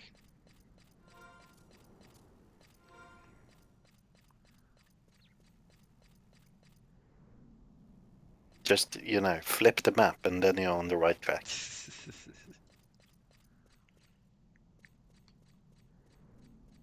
Oh, I have a bad feeling. Oh, oh, no. This is technically what we're looking for, but this path is blocked by a rock.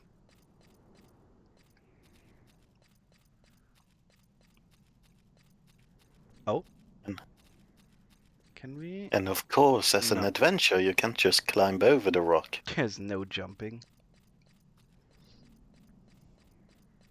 I mean, it would be hard. Mhm. Impossible even. And that's the shadow wall, isn't it? No? That's it, so. Okay. Wrong way.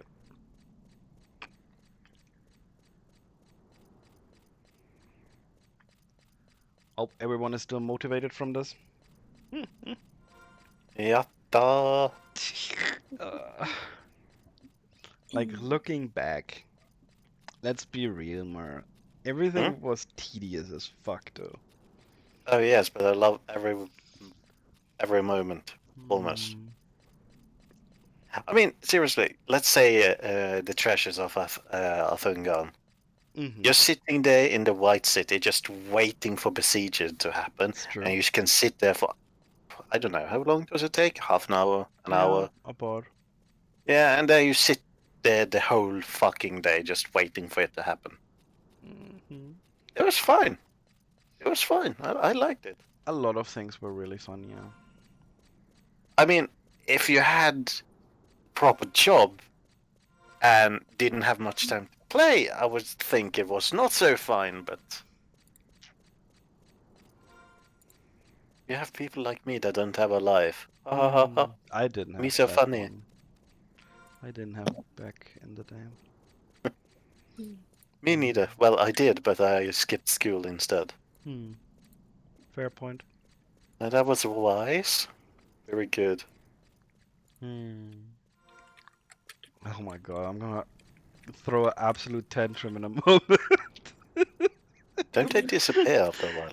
Yeah, but that takes like 3 hours, I think.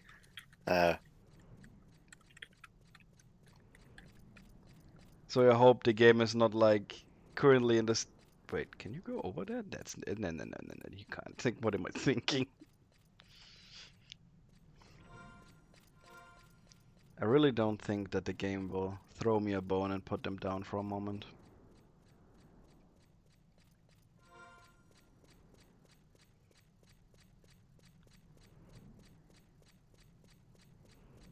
Come on. Oh? Oh, gas. Gas, gas, gas. Go down a step on the gas tonight. You never get up this mountain. Don't say that. It's not happening. Why? 3 hours later. Pretty much. Like, I mean, this is why we play online games, to suffer. You know? Are we only here to suffer? You get invested into it by crying over all the pain you go through. As Merlin would have defeated me, I would have unsubbed. Oh, no. If who defeated you? The Merlin would defeat me. We're not even at the Hobbit, by the way. Of that mountain. The climb is. And if you fall down, you find the entrance again. Oh my god. Game, please. I'm gonna make it up that mountain. This is basically our jumping puzzle. Kugana Tower. Maybe you should, mount. Oh my god. Can you even?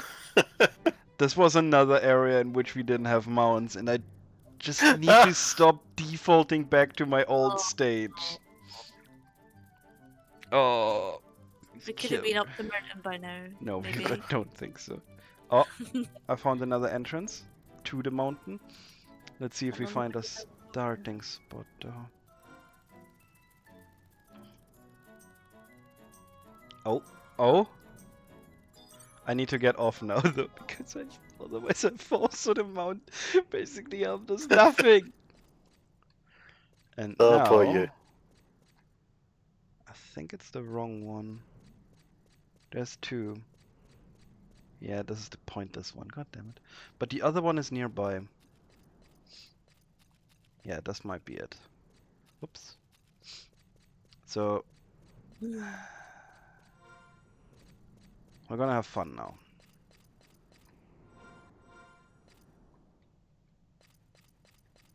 Because I do not remember the path.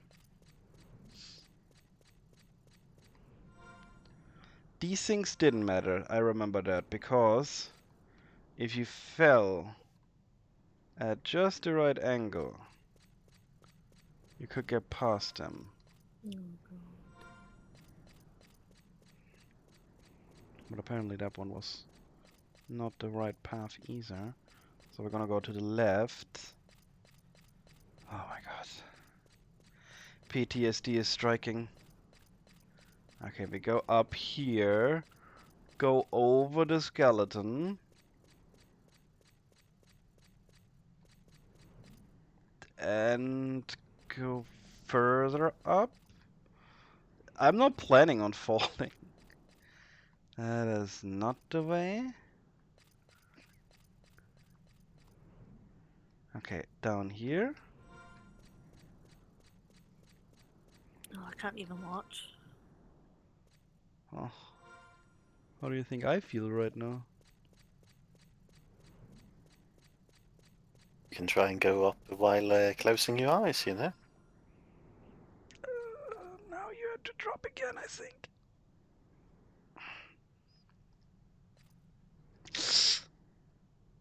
That might have been it.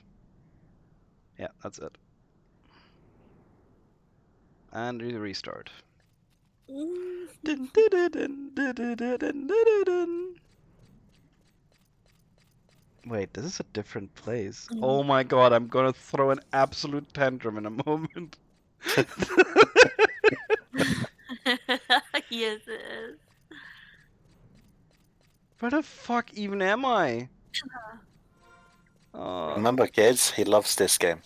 This game absolutely fucking sucks. I'm going back to my dragon hunt. Oh, you got defeated by the Merlin.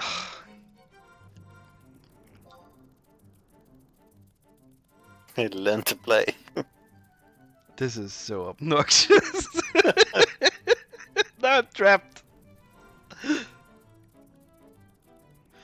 I won't get out. No, oh, Jesus. Oh my god.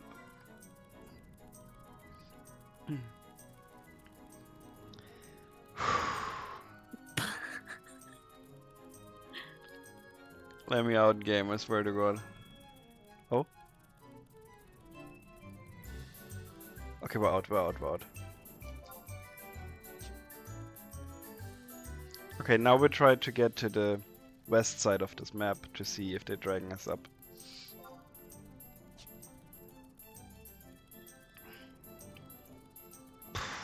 This game.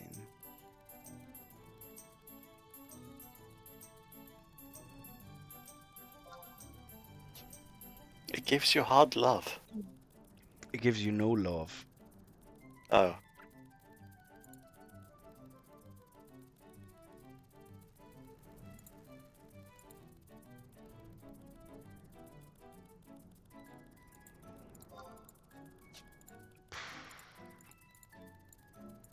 Keep going west. And stay outside the inner circle. Okay. Oh no. No.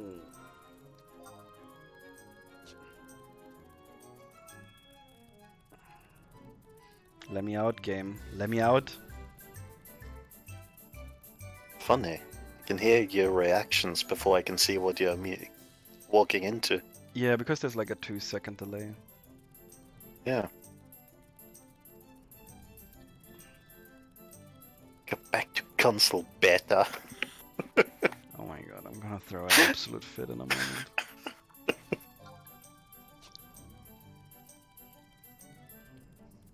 But really, they could play this on console.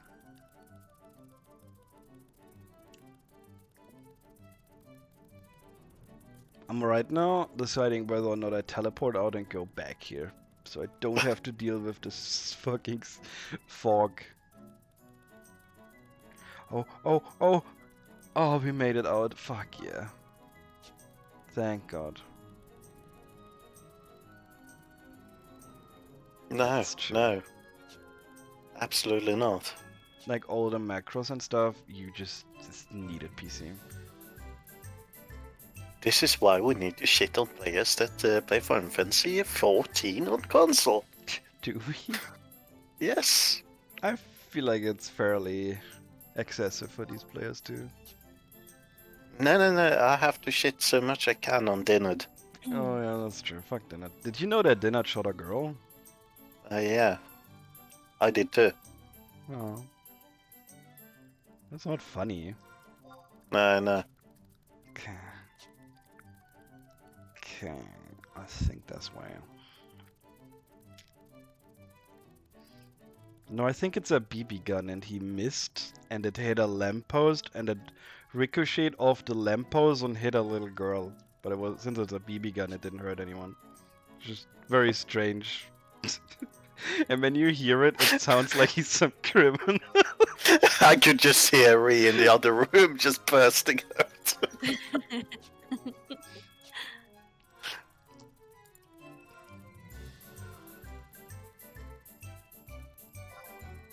I think...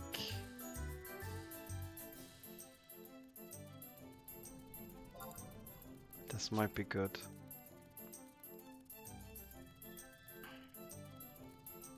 So tell us, Edge, who's this dragon of yours? I forgot its name.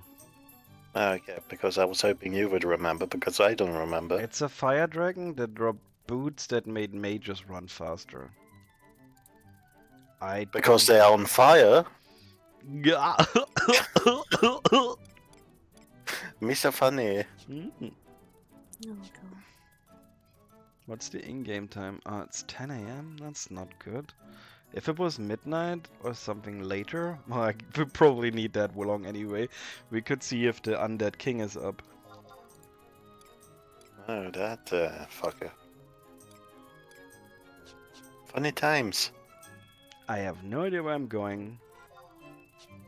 You're going north. Yeah.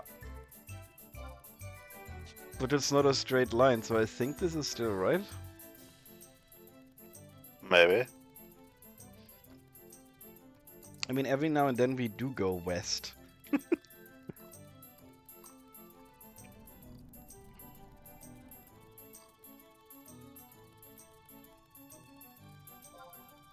Yeah, I think we're on the right track.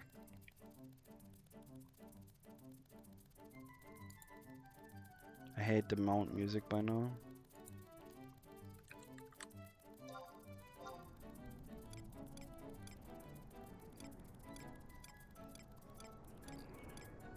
I don't think I have reach to scan him from here. We need to go a little bit south. Cool. Guess we go north then.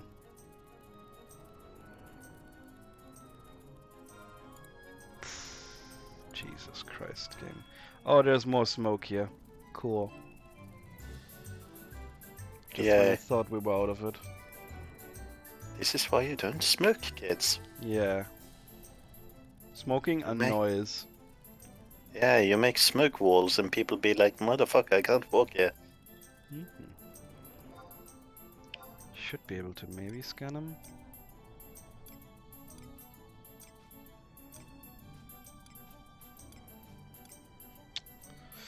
That doesn't look too good. No dragon for you. There's another few dragons we can check. Because I want to show off the great worms. Okay. Plan B. Plan B is Jormungand. Yay. Give us some Norse mythology about Jormungand. The Snacko. And don't tell me you don't know. Hmm? Give us some Norse mythology about Jormungand. No. Wait, Uh-oh. I don't know.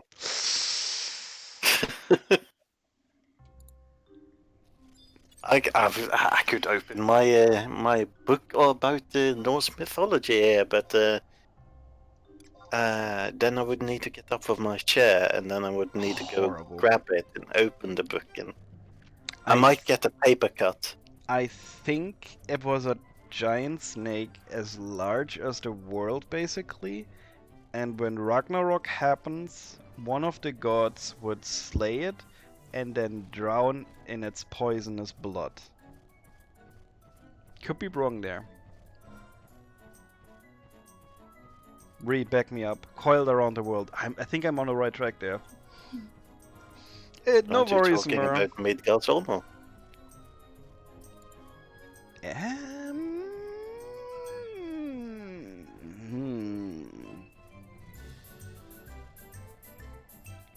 Ellie, fact check. What? Can you look up Norse mythology about Jormungand? Jormungand. I need to be right here. This Norse is mythology about what? Jormungand. Oh right, I have internet too.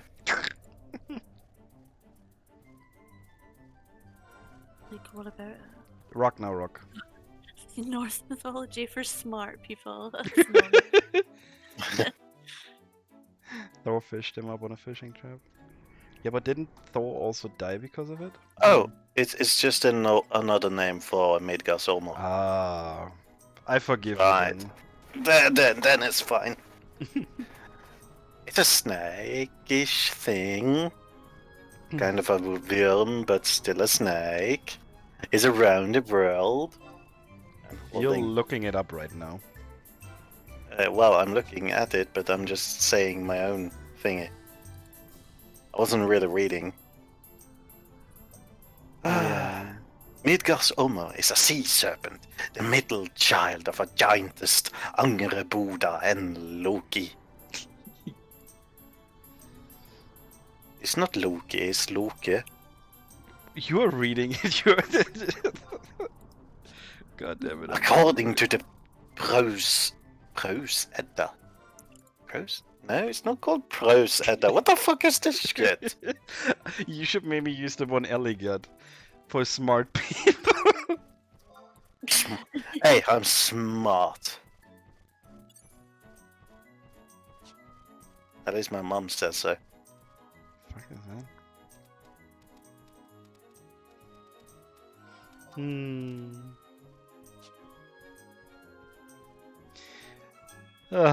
Yeah. Times change.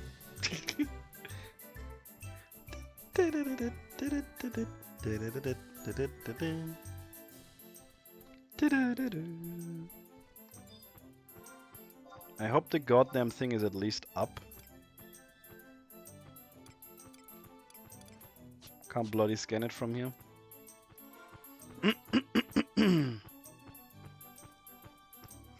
Thor drags a giant cat of a magic drag.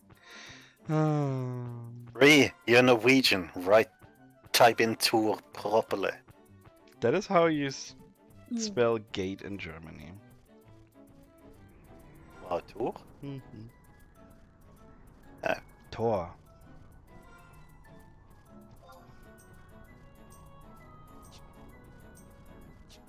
Ellie, you should talk German to us for now, to entertain us. Oh God, no, Say a German line. no. I would, but you would be banned.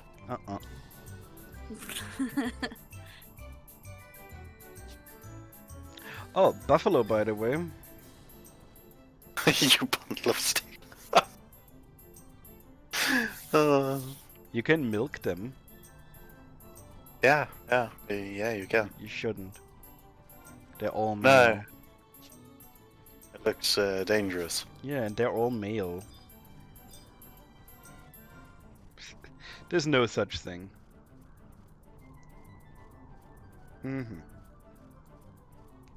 Have you ever played Final Fantasy XIV, Carrigan?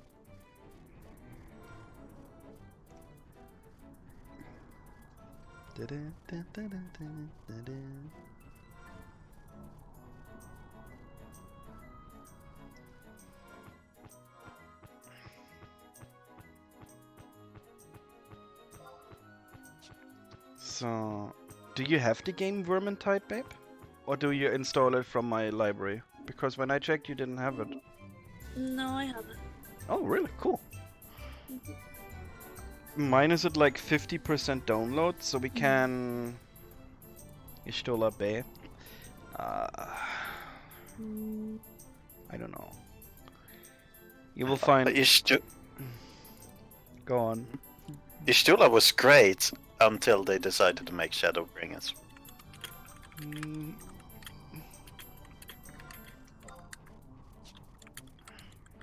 I don't know, like, I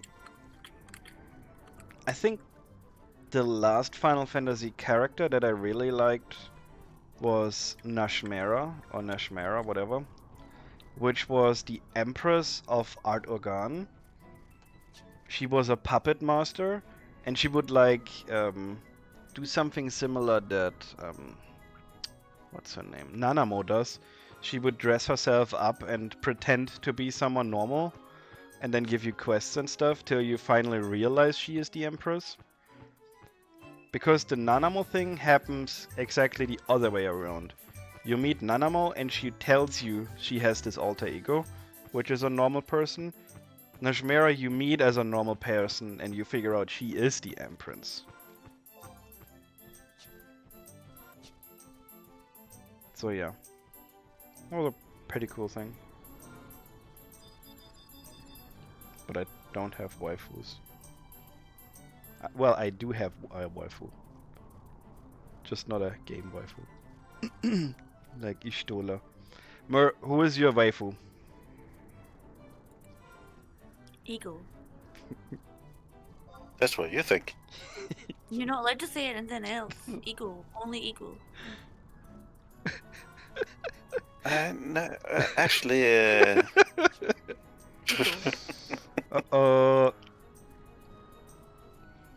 But the thing is,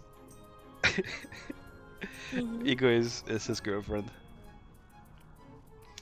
if you ask Ego who her waifu was, she'd be like, "Oh, I have at least 3." Yeah, but I remember the Empress from Afungan, and Mhm. yeah, I think that was a great character back then. So yeah, that's one waifu, but I just forgot the name. Nashmera. Nashmera, that was right. And then you have second waifu. When I first started playing Final Fantasy 14 on 1.0, it was of course Istula. Okay. Yeah, Minfilia is a queen. Oh. Midfilia, no. I don't like her. She was a bit shallow. I mean, take the what's her name again? Lisa? Who? Lice or Oh, whatever her lies. name Yeah, is. yeah, yeah, yeah. She was great until she became kind of this. I'm the princess of this country, and it's like, Yeah, her arc died. what the hell? And she completely stopped thinking about Plimplum or what his name was, the Lalafell. I don't know that. Yes, he's dead and forgotten. Oh, Eagle's even watching, I think. She doesn't Oh, He goes dead. Okay, so there's no great ice worm here either. Oh boy. Okay. Then we have the undead worm left. We're gonna find a worm. We're gonna make this. I hope. Okay, so how do I get back? yeah, back to what? Anywhere. I need a teleport point to teleport. Actually we could. Oh, I bet if I start casting here, these boys get angry about it. Yeah, aggressive. Aggressive.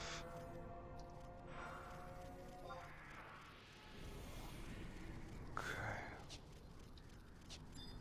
I want to show off a worm. Can't be that bad. Oh, I got a better idea. Oh, this is gonna be good and a perfect ending for us today. And I might die during it, so that's even better. We are going to pop Fafnir. And Great content. he is there because I have the item to spawn him. Yeah. Yep. Because Fafnir likes his honey wine. Well, I like honey wine as well. Ellie God, too. Well. it's cast time. Yeah, it's a teleport. Imagine if you're teleporting and you almost hit 100% and then some twat comes along and trades you. That didn't interrupt you. Oh, thank God. Oh my god. Do you remember Shirigami weapon? Or Shinigami weapon? Sounds familiar, yeah. Okay, so it's funny because this started out as a myth. There's a certain area in the game where a lot of players pass through and they cast sneak on themselves and invisible. And then they run through the area. And sometimes when this falls off, you recast it. Now, Shinigami weapon is an invisible monster and it walks through the area still being invisible, and if you cast sneak in the right, or well, wrong spot, jumps out, kills you, and immediately goes invisible again.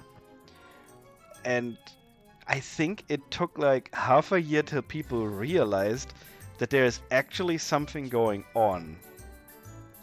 So what they started doing was they made parties for it that were buff, and then ran around the area casting random spells to see if they could proc something that attacks them. And eventually they did, and they figured out, yeah, there's just an invisible monster sometimes. And it dropped the best level 70 summoner body. It's just, you just stumble over things like this. It's just brilliant, honestly. I loved it so much. Like when you hear these things. And then eventually Square Enix realized that the NM was found and added it to wide scan. So now you can scan the area and you see it where it is. It is still invisible, but you can track and say it's standing right in front of me. If I cast a spell now, it will attack me. But yeah, these things, they're just amazing. And there were many of these things that had like absolute strange spawn conditions or just gimmicks to them.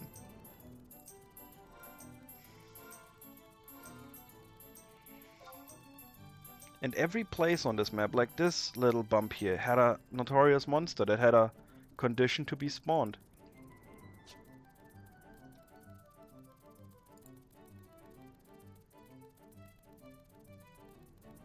People would run around killing mobs where they thought there might be something, and then eventually discovering there is or there isn't something.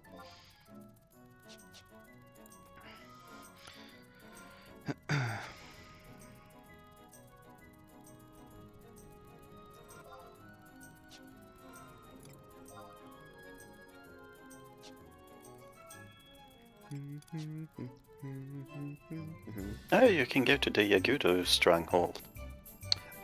We can, but I don't think I want to do that today. I think I want to end with going to the Boyada Tree, Dragon's Eyrie, kill Fafnir, die to Fafnir maybe, and then be done with it.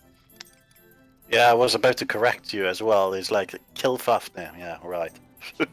We will see how it goes. I am level Hey. 99, do not misunderstand that. That is quite good. Yeah, you're also a pussy beastmaster, so you can just, you know, charm something, send it to die. Charm something, send it to die. I feel like if I have to resort to charming level 60 monsters in the area, Fafnir is gonna have a field trip. It's gonna be fine.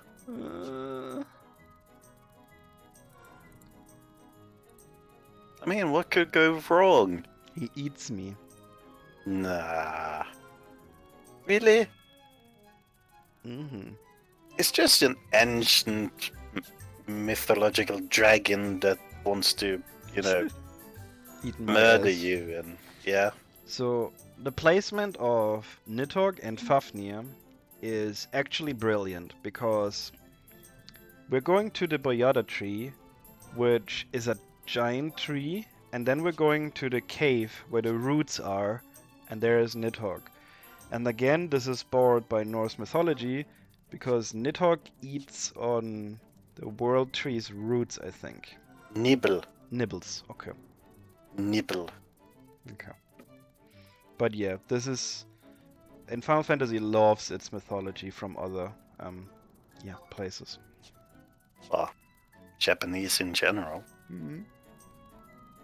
I mean, if you watch some random Japanese anime, they will always butcher Norse mythology, but it's like always something from Norse mythology there, so... Because it's really fun to read.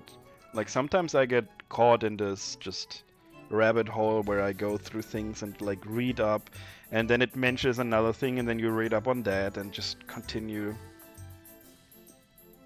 Yeah, I suppose.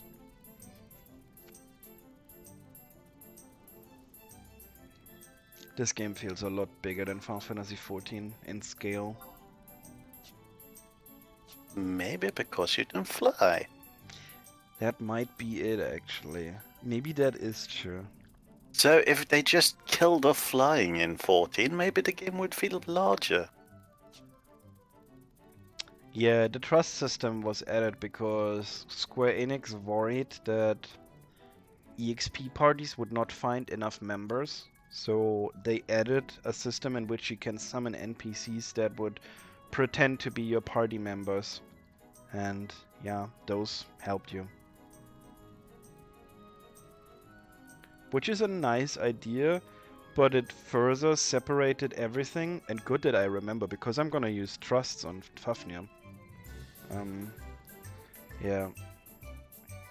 I mean, man, my first job was Dragoon, and Dragoon was one of the DPS you didn't want to have in a party. So my only option was make the party yourself, or don't get a party. It took 1 year to get to 75.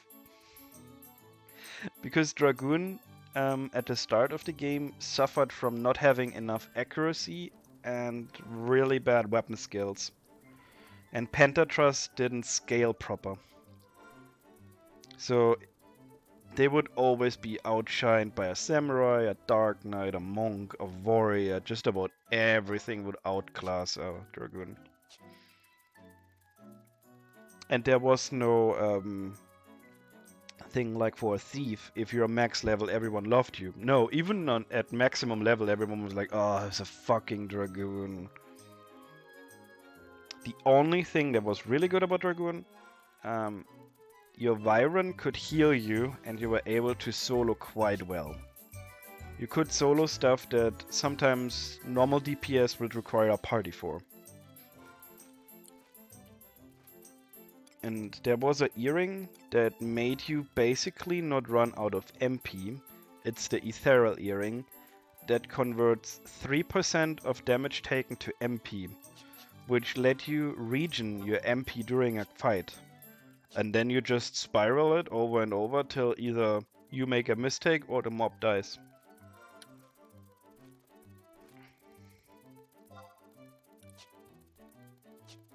Because in order to trigger a self-heal from the Viren, you needed to be at less than 50% HP and you needed to cast any spell.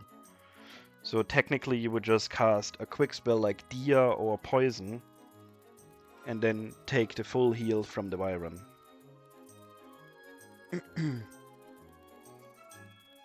There was a lot of deep math about it, like you would have the Artifact Breath, which triggered a heal breath at 50%, and you would have the Relic Breath hat, which triggered one at 25%, but the healing was a lot stronger.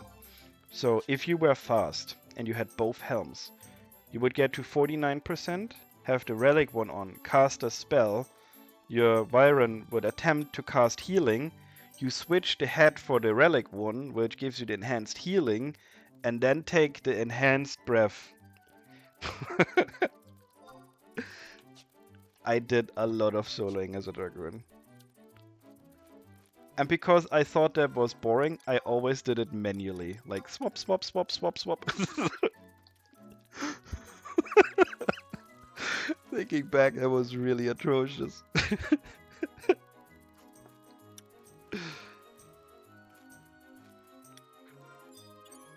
But it was very, very efficient.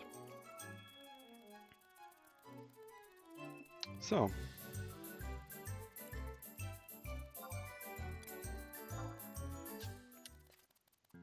Oh god, this is so dark. Where's the entrance? Oh, there.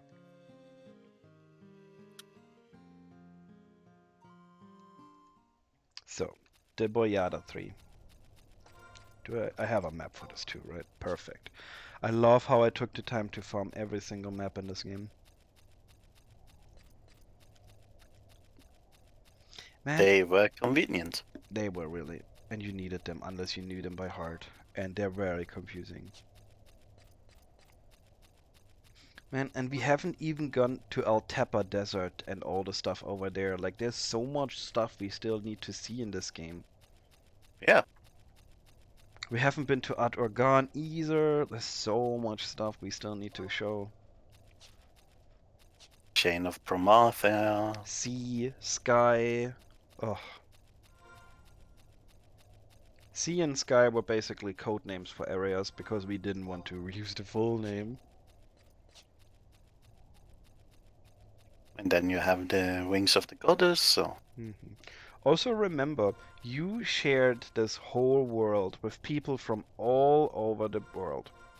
So it was fair to assume that half of the players on here only speak Japanese. There were no English servers and there were no Japanese servers.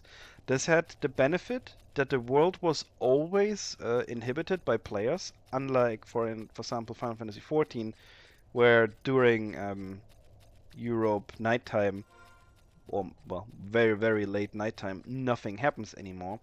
But here, then the Japanese would wake up, and later on the US people wake up, and then the German wake up. So it was always people around.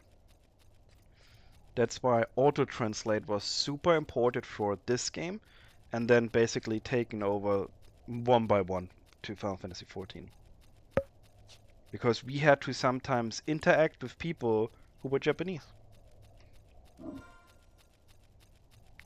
And then you just tell them, "Are you alone?" There were really weird combinations you could do. Um, it's basically exactly the same. And "Are you alone?" is intended for basically, "Are you alone in a party? Can I invite you?" So it's not creepy.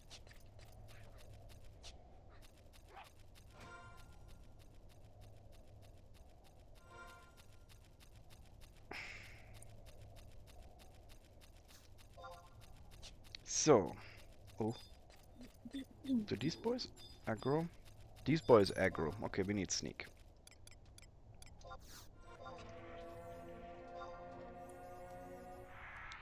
So, I feel like sneak's not gonna get us out of this situation, so we're gonna just bring him along. And he cannot be charmed. Okay, okay. Tame. You're friendly. No effect. Okay. Um. Alright. Uh.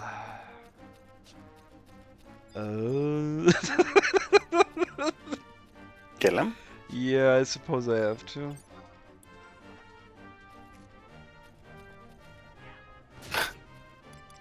You try to charm me, German. No. I'll take this one. Go. And then it attacks you. My faithful Mandy. Oh yeah, there was a system of killer, basically. Every class had killer abilities. These things made you stronger against them, and the enemy fear you. So, for example, the Olga boy is intimidated by my presence and stops an attack there. As a Beastmaster, a lot of various things just outright are afraid of you. Dragoons, for example, have the Dragon Killer, and there's just more of these things. Paladin has Undead Killer, and yeah. We're gonna leave the Mandy here because I really do not want that thing. Yeah, you just chill over there. It's like, what happened? Bye.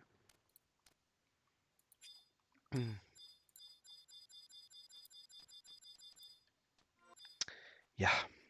Also, one more thing. Like, we had weapon types in Final Fantasy XIV, like piercing, slashing, and so forth. We have this too in this game, and certain weapons would do 25% more or less against certain enemies. A prime example is everything that flies takes 25% more damage from piercing, like a thief, like a dragoon, ranger, and dragoon and all of these classes would do 25% less damage against the undead, because these would only take enhanced damage from a monk because of blunt damage. So there was a lot of thinking about what you were fighting and who you wanted to bring in EXP parties. If you were fighting, for example, a bird, wanted to farm on it, it would actually be beneficial to bring a piercing job.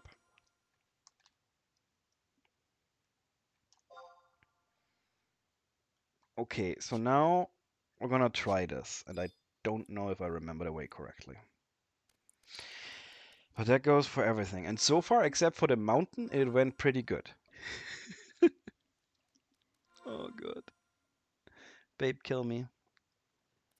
No. Let him suffer. No, bad. I hope there is like no one in that goddamn area. There's like, what the fuck's that Beastmaster doing?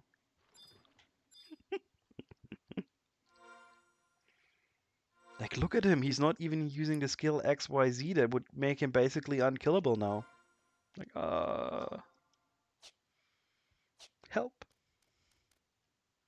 You're a noob with too high level. Yeah, it's basically like the cliche of buying your level up.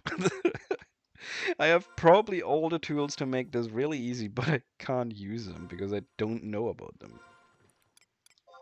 Do I You have a need to play more often. Wonder if I have a... Oh, oh my god, I can wear the shield? Fuck yeah, that's actually quite beneficial.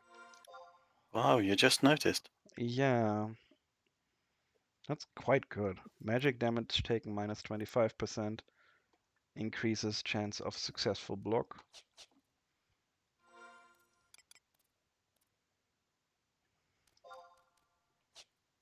I think we're close, but I could be wrong.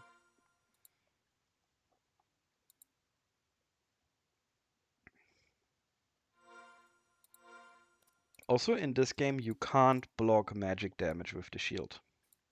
You can decrease the damage with trades. Like this shield has a trait that decreases us by 25%. But you could not block magic damage. As far as I know.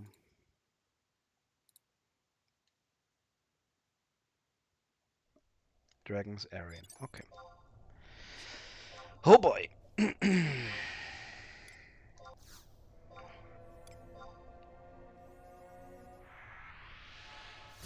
Oh, I think I can buy buffs from this thing now that I think about it. No?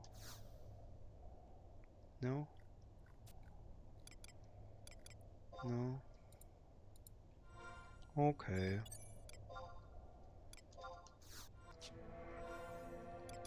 Stingy. Yeah, not re-raise. Well, actually re-raise is okay. This game had a system in which you could technically move while you cast. But the start and the exit point of the cast must be the same. What this means is, if I started casting here, then moved a little bit and went back here, the cast would finish. It's very strange. And it was never really useful. It's basically this game's version of slide casting.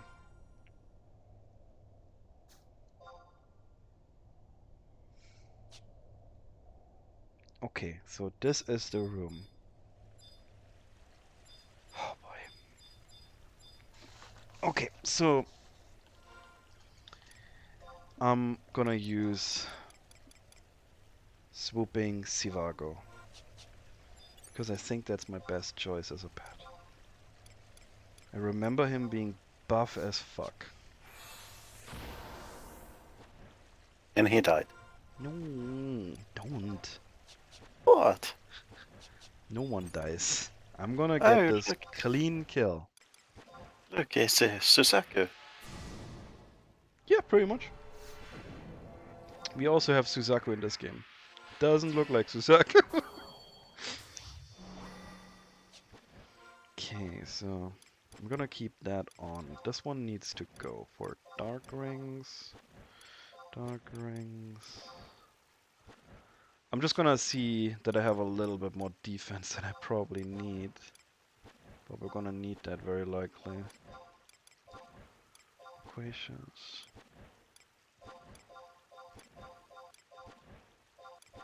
And I almost forgot to summon my goddamn NPCs again. Okay, so trusts. How did this work? Called smart. So I think I need him as a tank. You can have Nashmira with you. Can I? Oh yeah. You can show her off. I also Nana Migo. Nanamigo? Okay, I'm gonna take her too. Wait, where is she? Yeah. And who else? I think I can have 5. I can have a full party, I think. we probably should get a healer. Okay, I have Shantoto. No, we don't want AoE spells. Kupipi. I don't remember Kupipi. Cherokee? Algido? He sounds more important. He sounds more important. Ajido Marujido. Okay. And let's just get another healer just in case. Oh, this is the maximum. Okay, 4. You can even have Shantoto. Yeah, but I don't want her to AoE. Okay, so the next thing we do is we trade the honey wine. Oh boy. And here's Fafnir. Fafnir is a lot smaller than I remember him. Yeah, you grew up. You became a grown-up.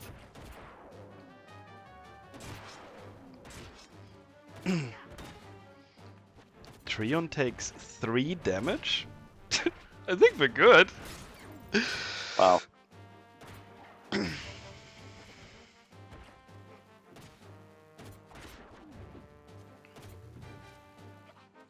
Who is tanking, by the way? Hurricane Wing, okay.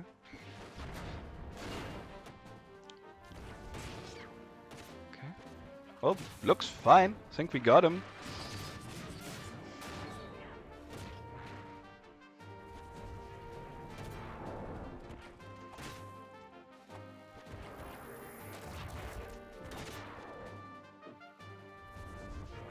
Oh, Nashmera is casting Nas. Oh my god, look at Nashmera fight.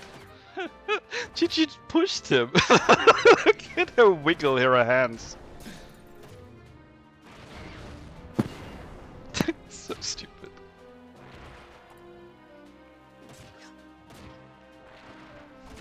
Weird.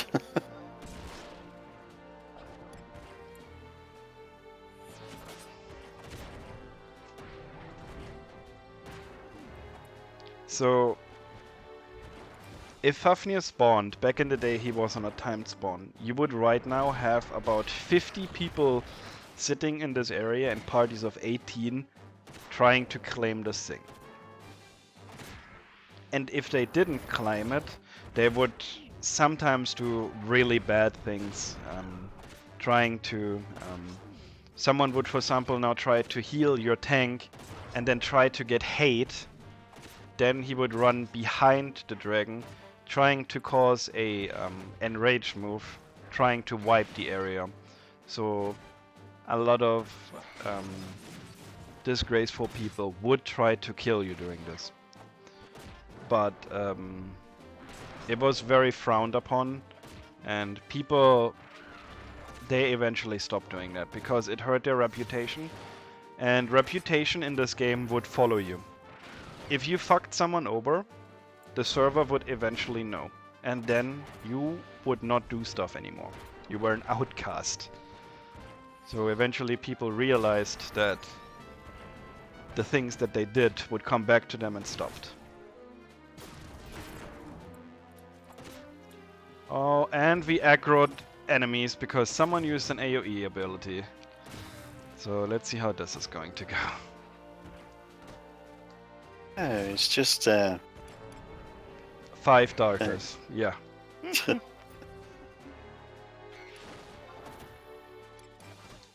Do Penta Peck. Oh wow, that was strong. How much damage was it? 5k, fuck off. What dropped?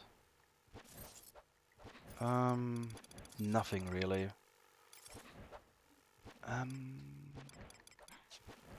Can we kill these? So let's see the treasures that we got. We got Dragon Talon, Scales, and E Abjuration Hands, which is a cursed item. We also got some direct drops. This helmet with +7 enmity, which is pretty good, you wanted that as a tank. And yeah. We didn't get the item to trigger Nidhogg, however. That's a bit sad. Because Fafnir can drop another thing that spawns Nidhogg. God damn, these do some damage. These trusts are beefy.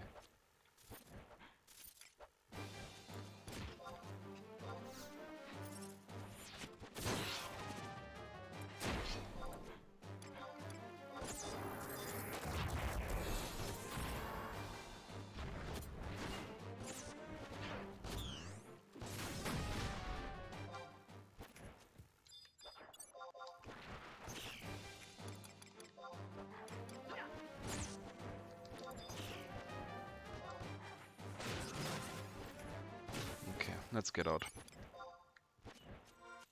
Also, if an enemy was able to give you EXP, it would sometimes drop seals. With these seals, you could trigger certain trials.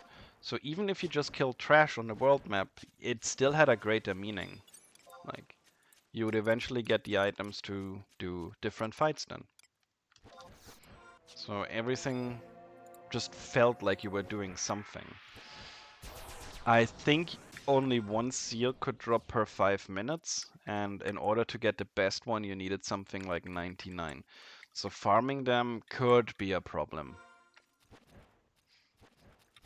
And it was more of a thing that would just build up over a long period, and then you did something with them. Okay. So, we have 20 minutes. Because I'm gonna stick to my half an hour thing. And this means, because we're here already, we're going to Sky. And then lock out there. And I will remember that I can mount. Bleh. Whoosh. I obtained a special gobby key. I don't know what that does, game. Okay.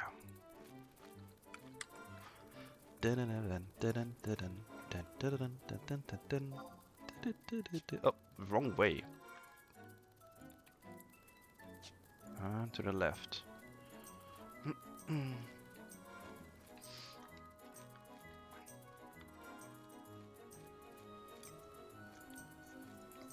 And then tomorrow we will try to farm a Byaku set, spawn him and kill him. No, you know what? We're going for the full set. We're gonna farm Byaku, Genbu, Suzaku, and Seiryu. And if you play Final Fantasy XIV, these names might come familiar because we call them the Four Lords.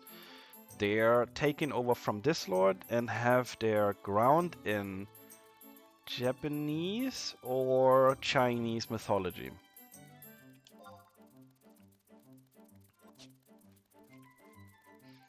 So that time they borrowed from, well, Eastern mythology.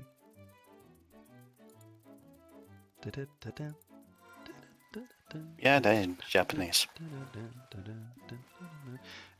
It becomes difficult because Chinese also has very colorful mythology.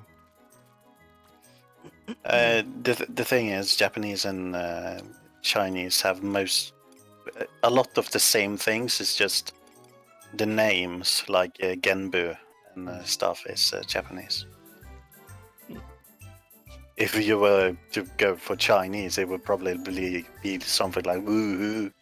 Oh, that's true. Now that I think about it, they do like these names. Yeah. Well, not like, it's what they use. Yeah. It's like when you play Dynasty Warriors.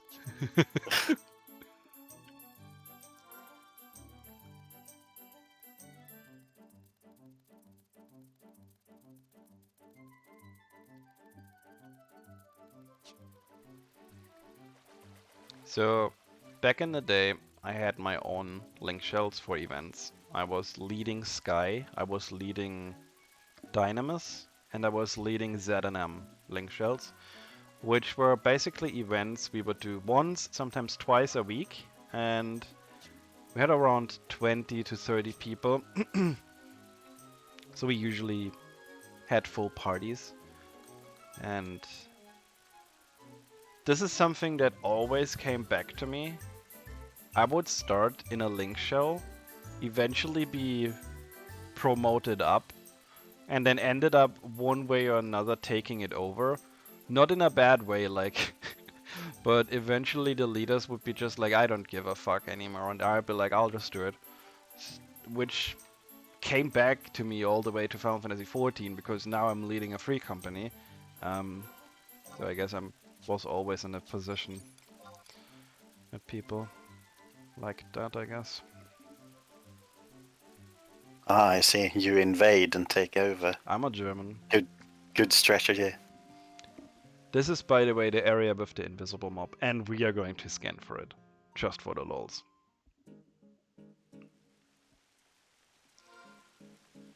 Right, is that why I died so many times there?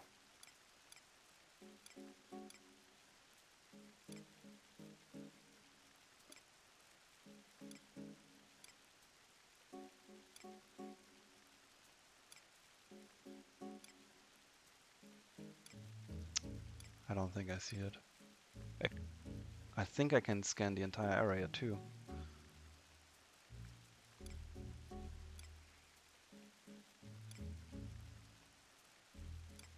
People might actually kill it. Wow. Because this is something that you stumble upon. This is something you need to hunt. Because you don't technically see it. Anyway. We're gonna sneak ourselves.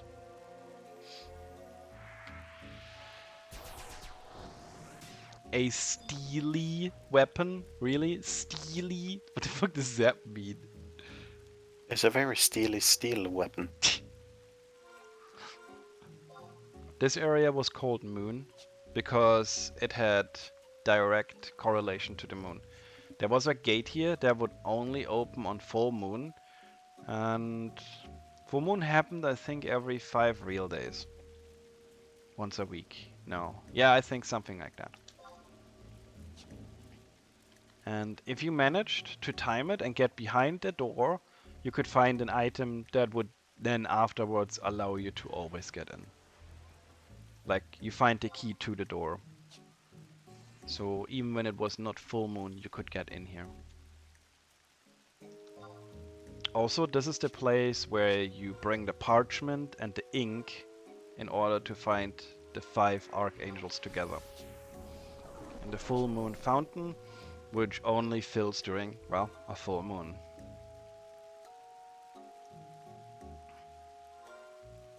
And there's no quest for these things. You figure it out or you don't. Just straight out the back. I'm not even sure if there's a NPC that mentions these things. There might be somewhere. So this is the spring. And obviously it's empty right now because it's not full moon. Does it mention anything? Oh, wrong side. Whoops.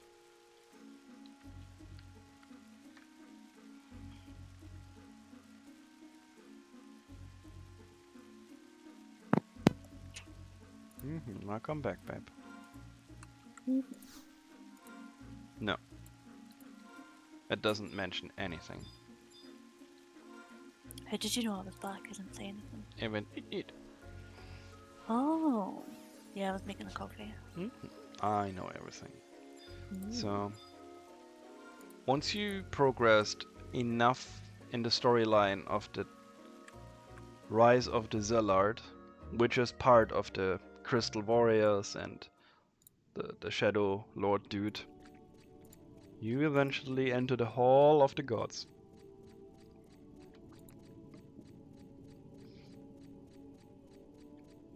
And this required some intensive missions to get here. I remember when we had new members in our Sky FC, which is basically what this is. Sometimes we made small events in which people that wanted to join but didn't have the requirements were invited, and we would take them around the entire thing to get them to this place and being able to enter so they could join us. It would take an entire day, like 7 hours of questing. Just getting around the world, doing the previous trial fights, and just getting them there.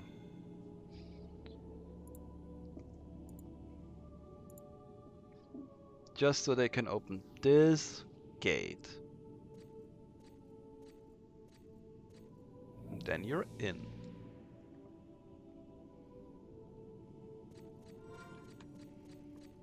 And because it's called Sky, well, where do you think we're going? Let's go.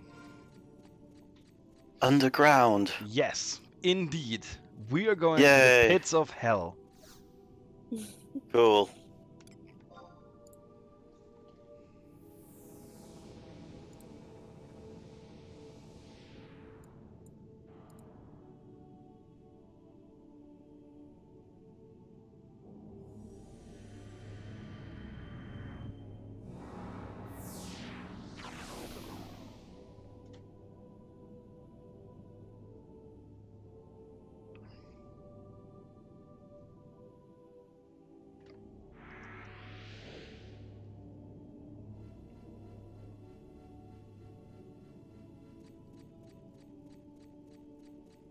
So we're right now high up over Vanadil. In a so-called paradise.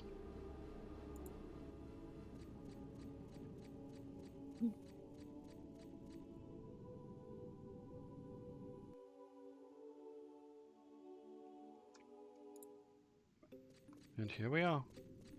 Ruan Gardens. If you remember, the Juno area was called Rulut Gardens, and it was called by the Archduke. So the Archduke knew about this place here and just decided he wanted his gardens to be called pretty similar. So from the get-go, the Duke of Juno always had this in intention. Do we have a map for this place? We do. Awesome. So here you can see these sections. You can see the entrance section, and then you can see 4 side sections. These side sections have a small island connected to them, which is correlating to one of the smaller gods, Gembu, Seiryu, Suzaku, and Byakko. Once these 4 die, you obtain a seal from them, which can be used in the main hall to spawn Kirin. We're gonna try to do all of that next time in the 3 hours that I have. But for today I'm done, and I think Mer wants to play Diggy Diggy Hole. Food first. Food I'm first. starving. Okay, so half an hour break and then Diggy Diggy Hole. Ellie? Cool. Sure. Mer too? Yeah, sure. Okay. Who's gonna join us? Ego is playing Monster Hunter right now, but I can ask. If not, probably Ray. Cool. Right. So that's it. I might be streaming Diggy Diggy Hole. Don't know yet. There's really no harm in it, and maybe I can reach out to more players. Didn't get a follow today, which is fine. We did get a few the other days, so we're just gonna continue our way to 50 followers. We need 9 more, and then we got this. And I got a few ideas about what we're gonna do then. But for now, I'm gonna call it here. Probably be back in like 20 to half an hour, and then we'll see what goes. Bye bye. Bye.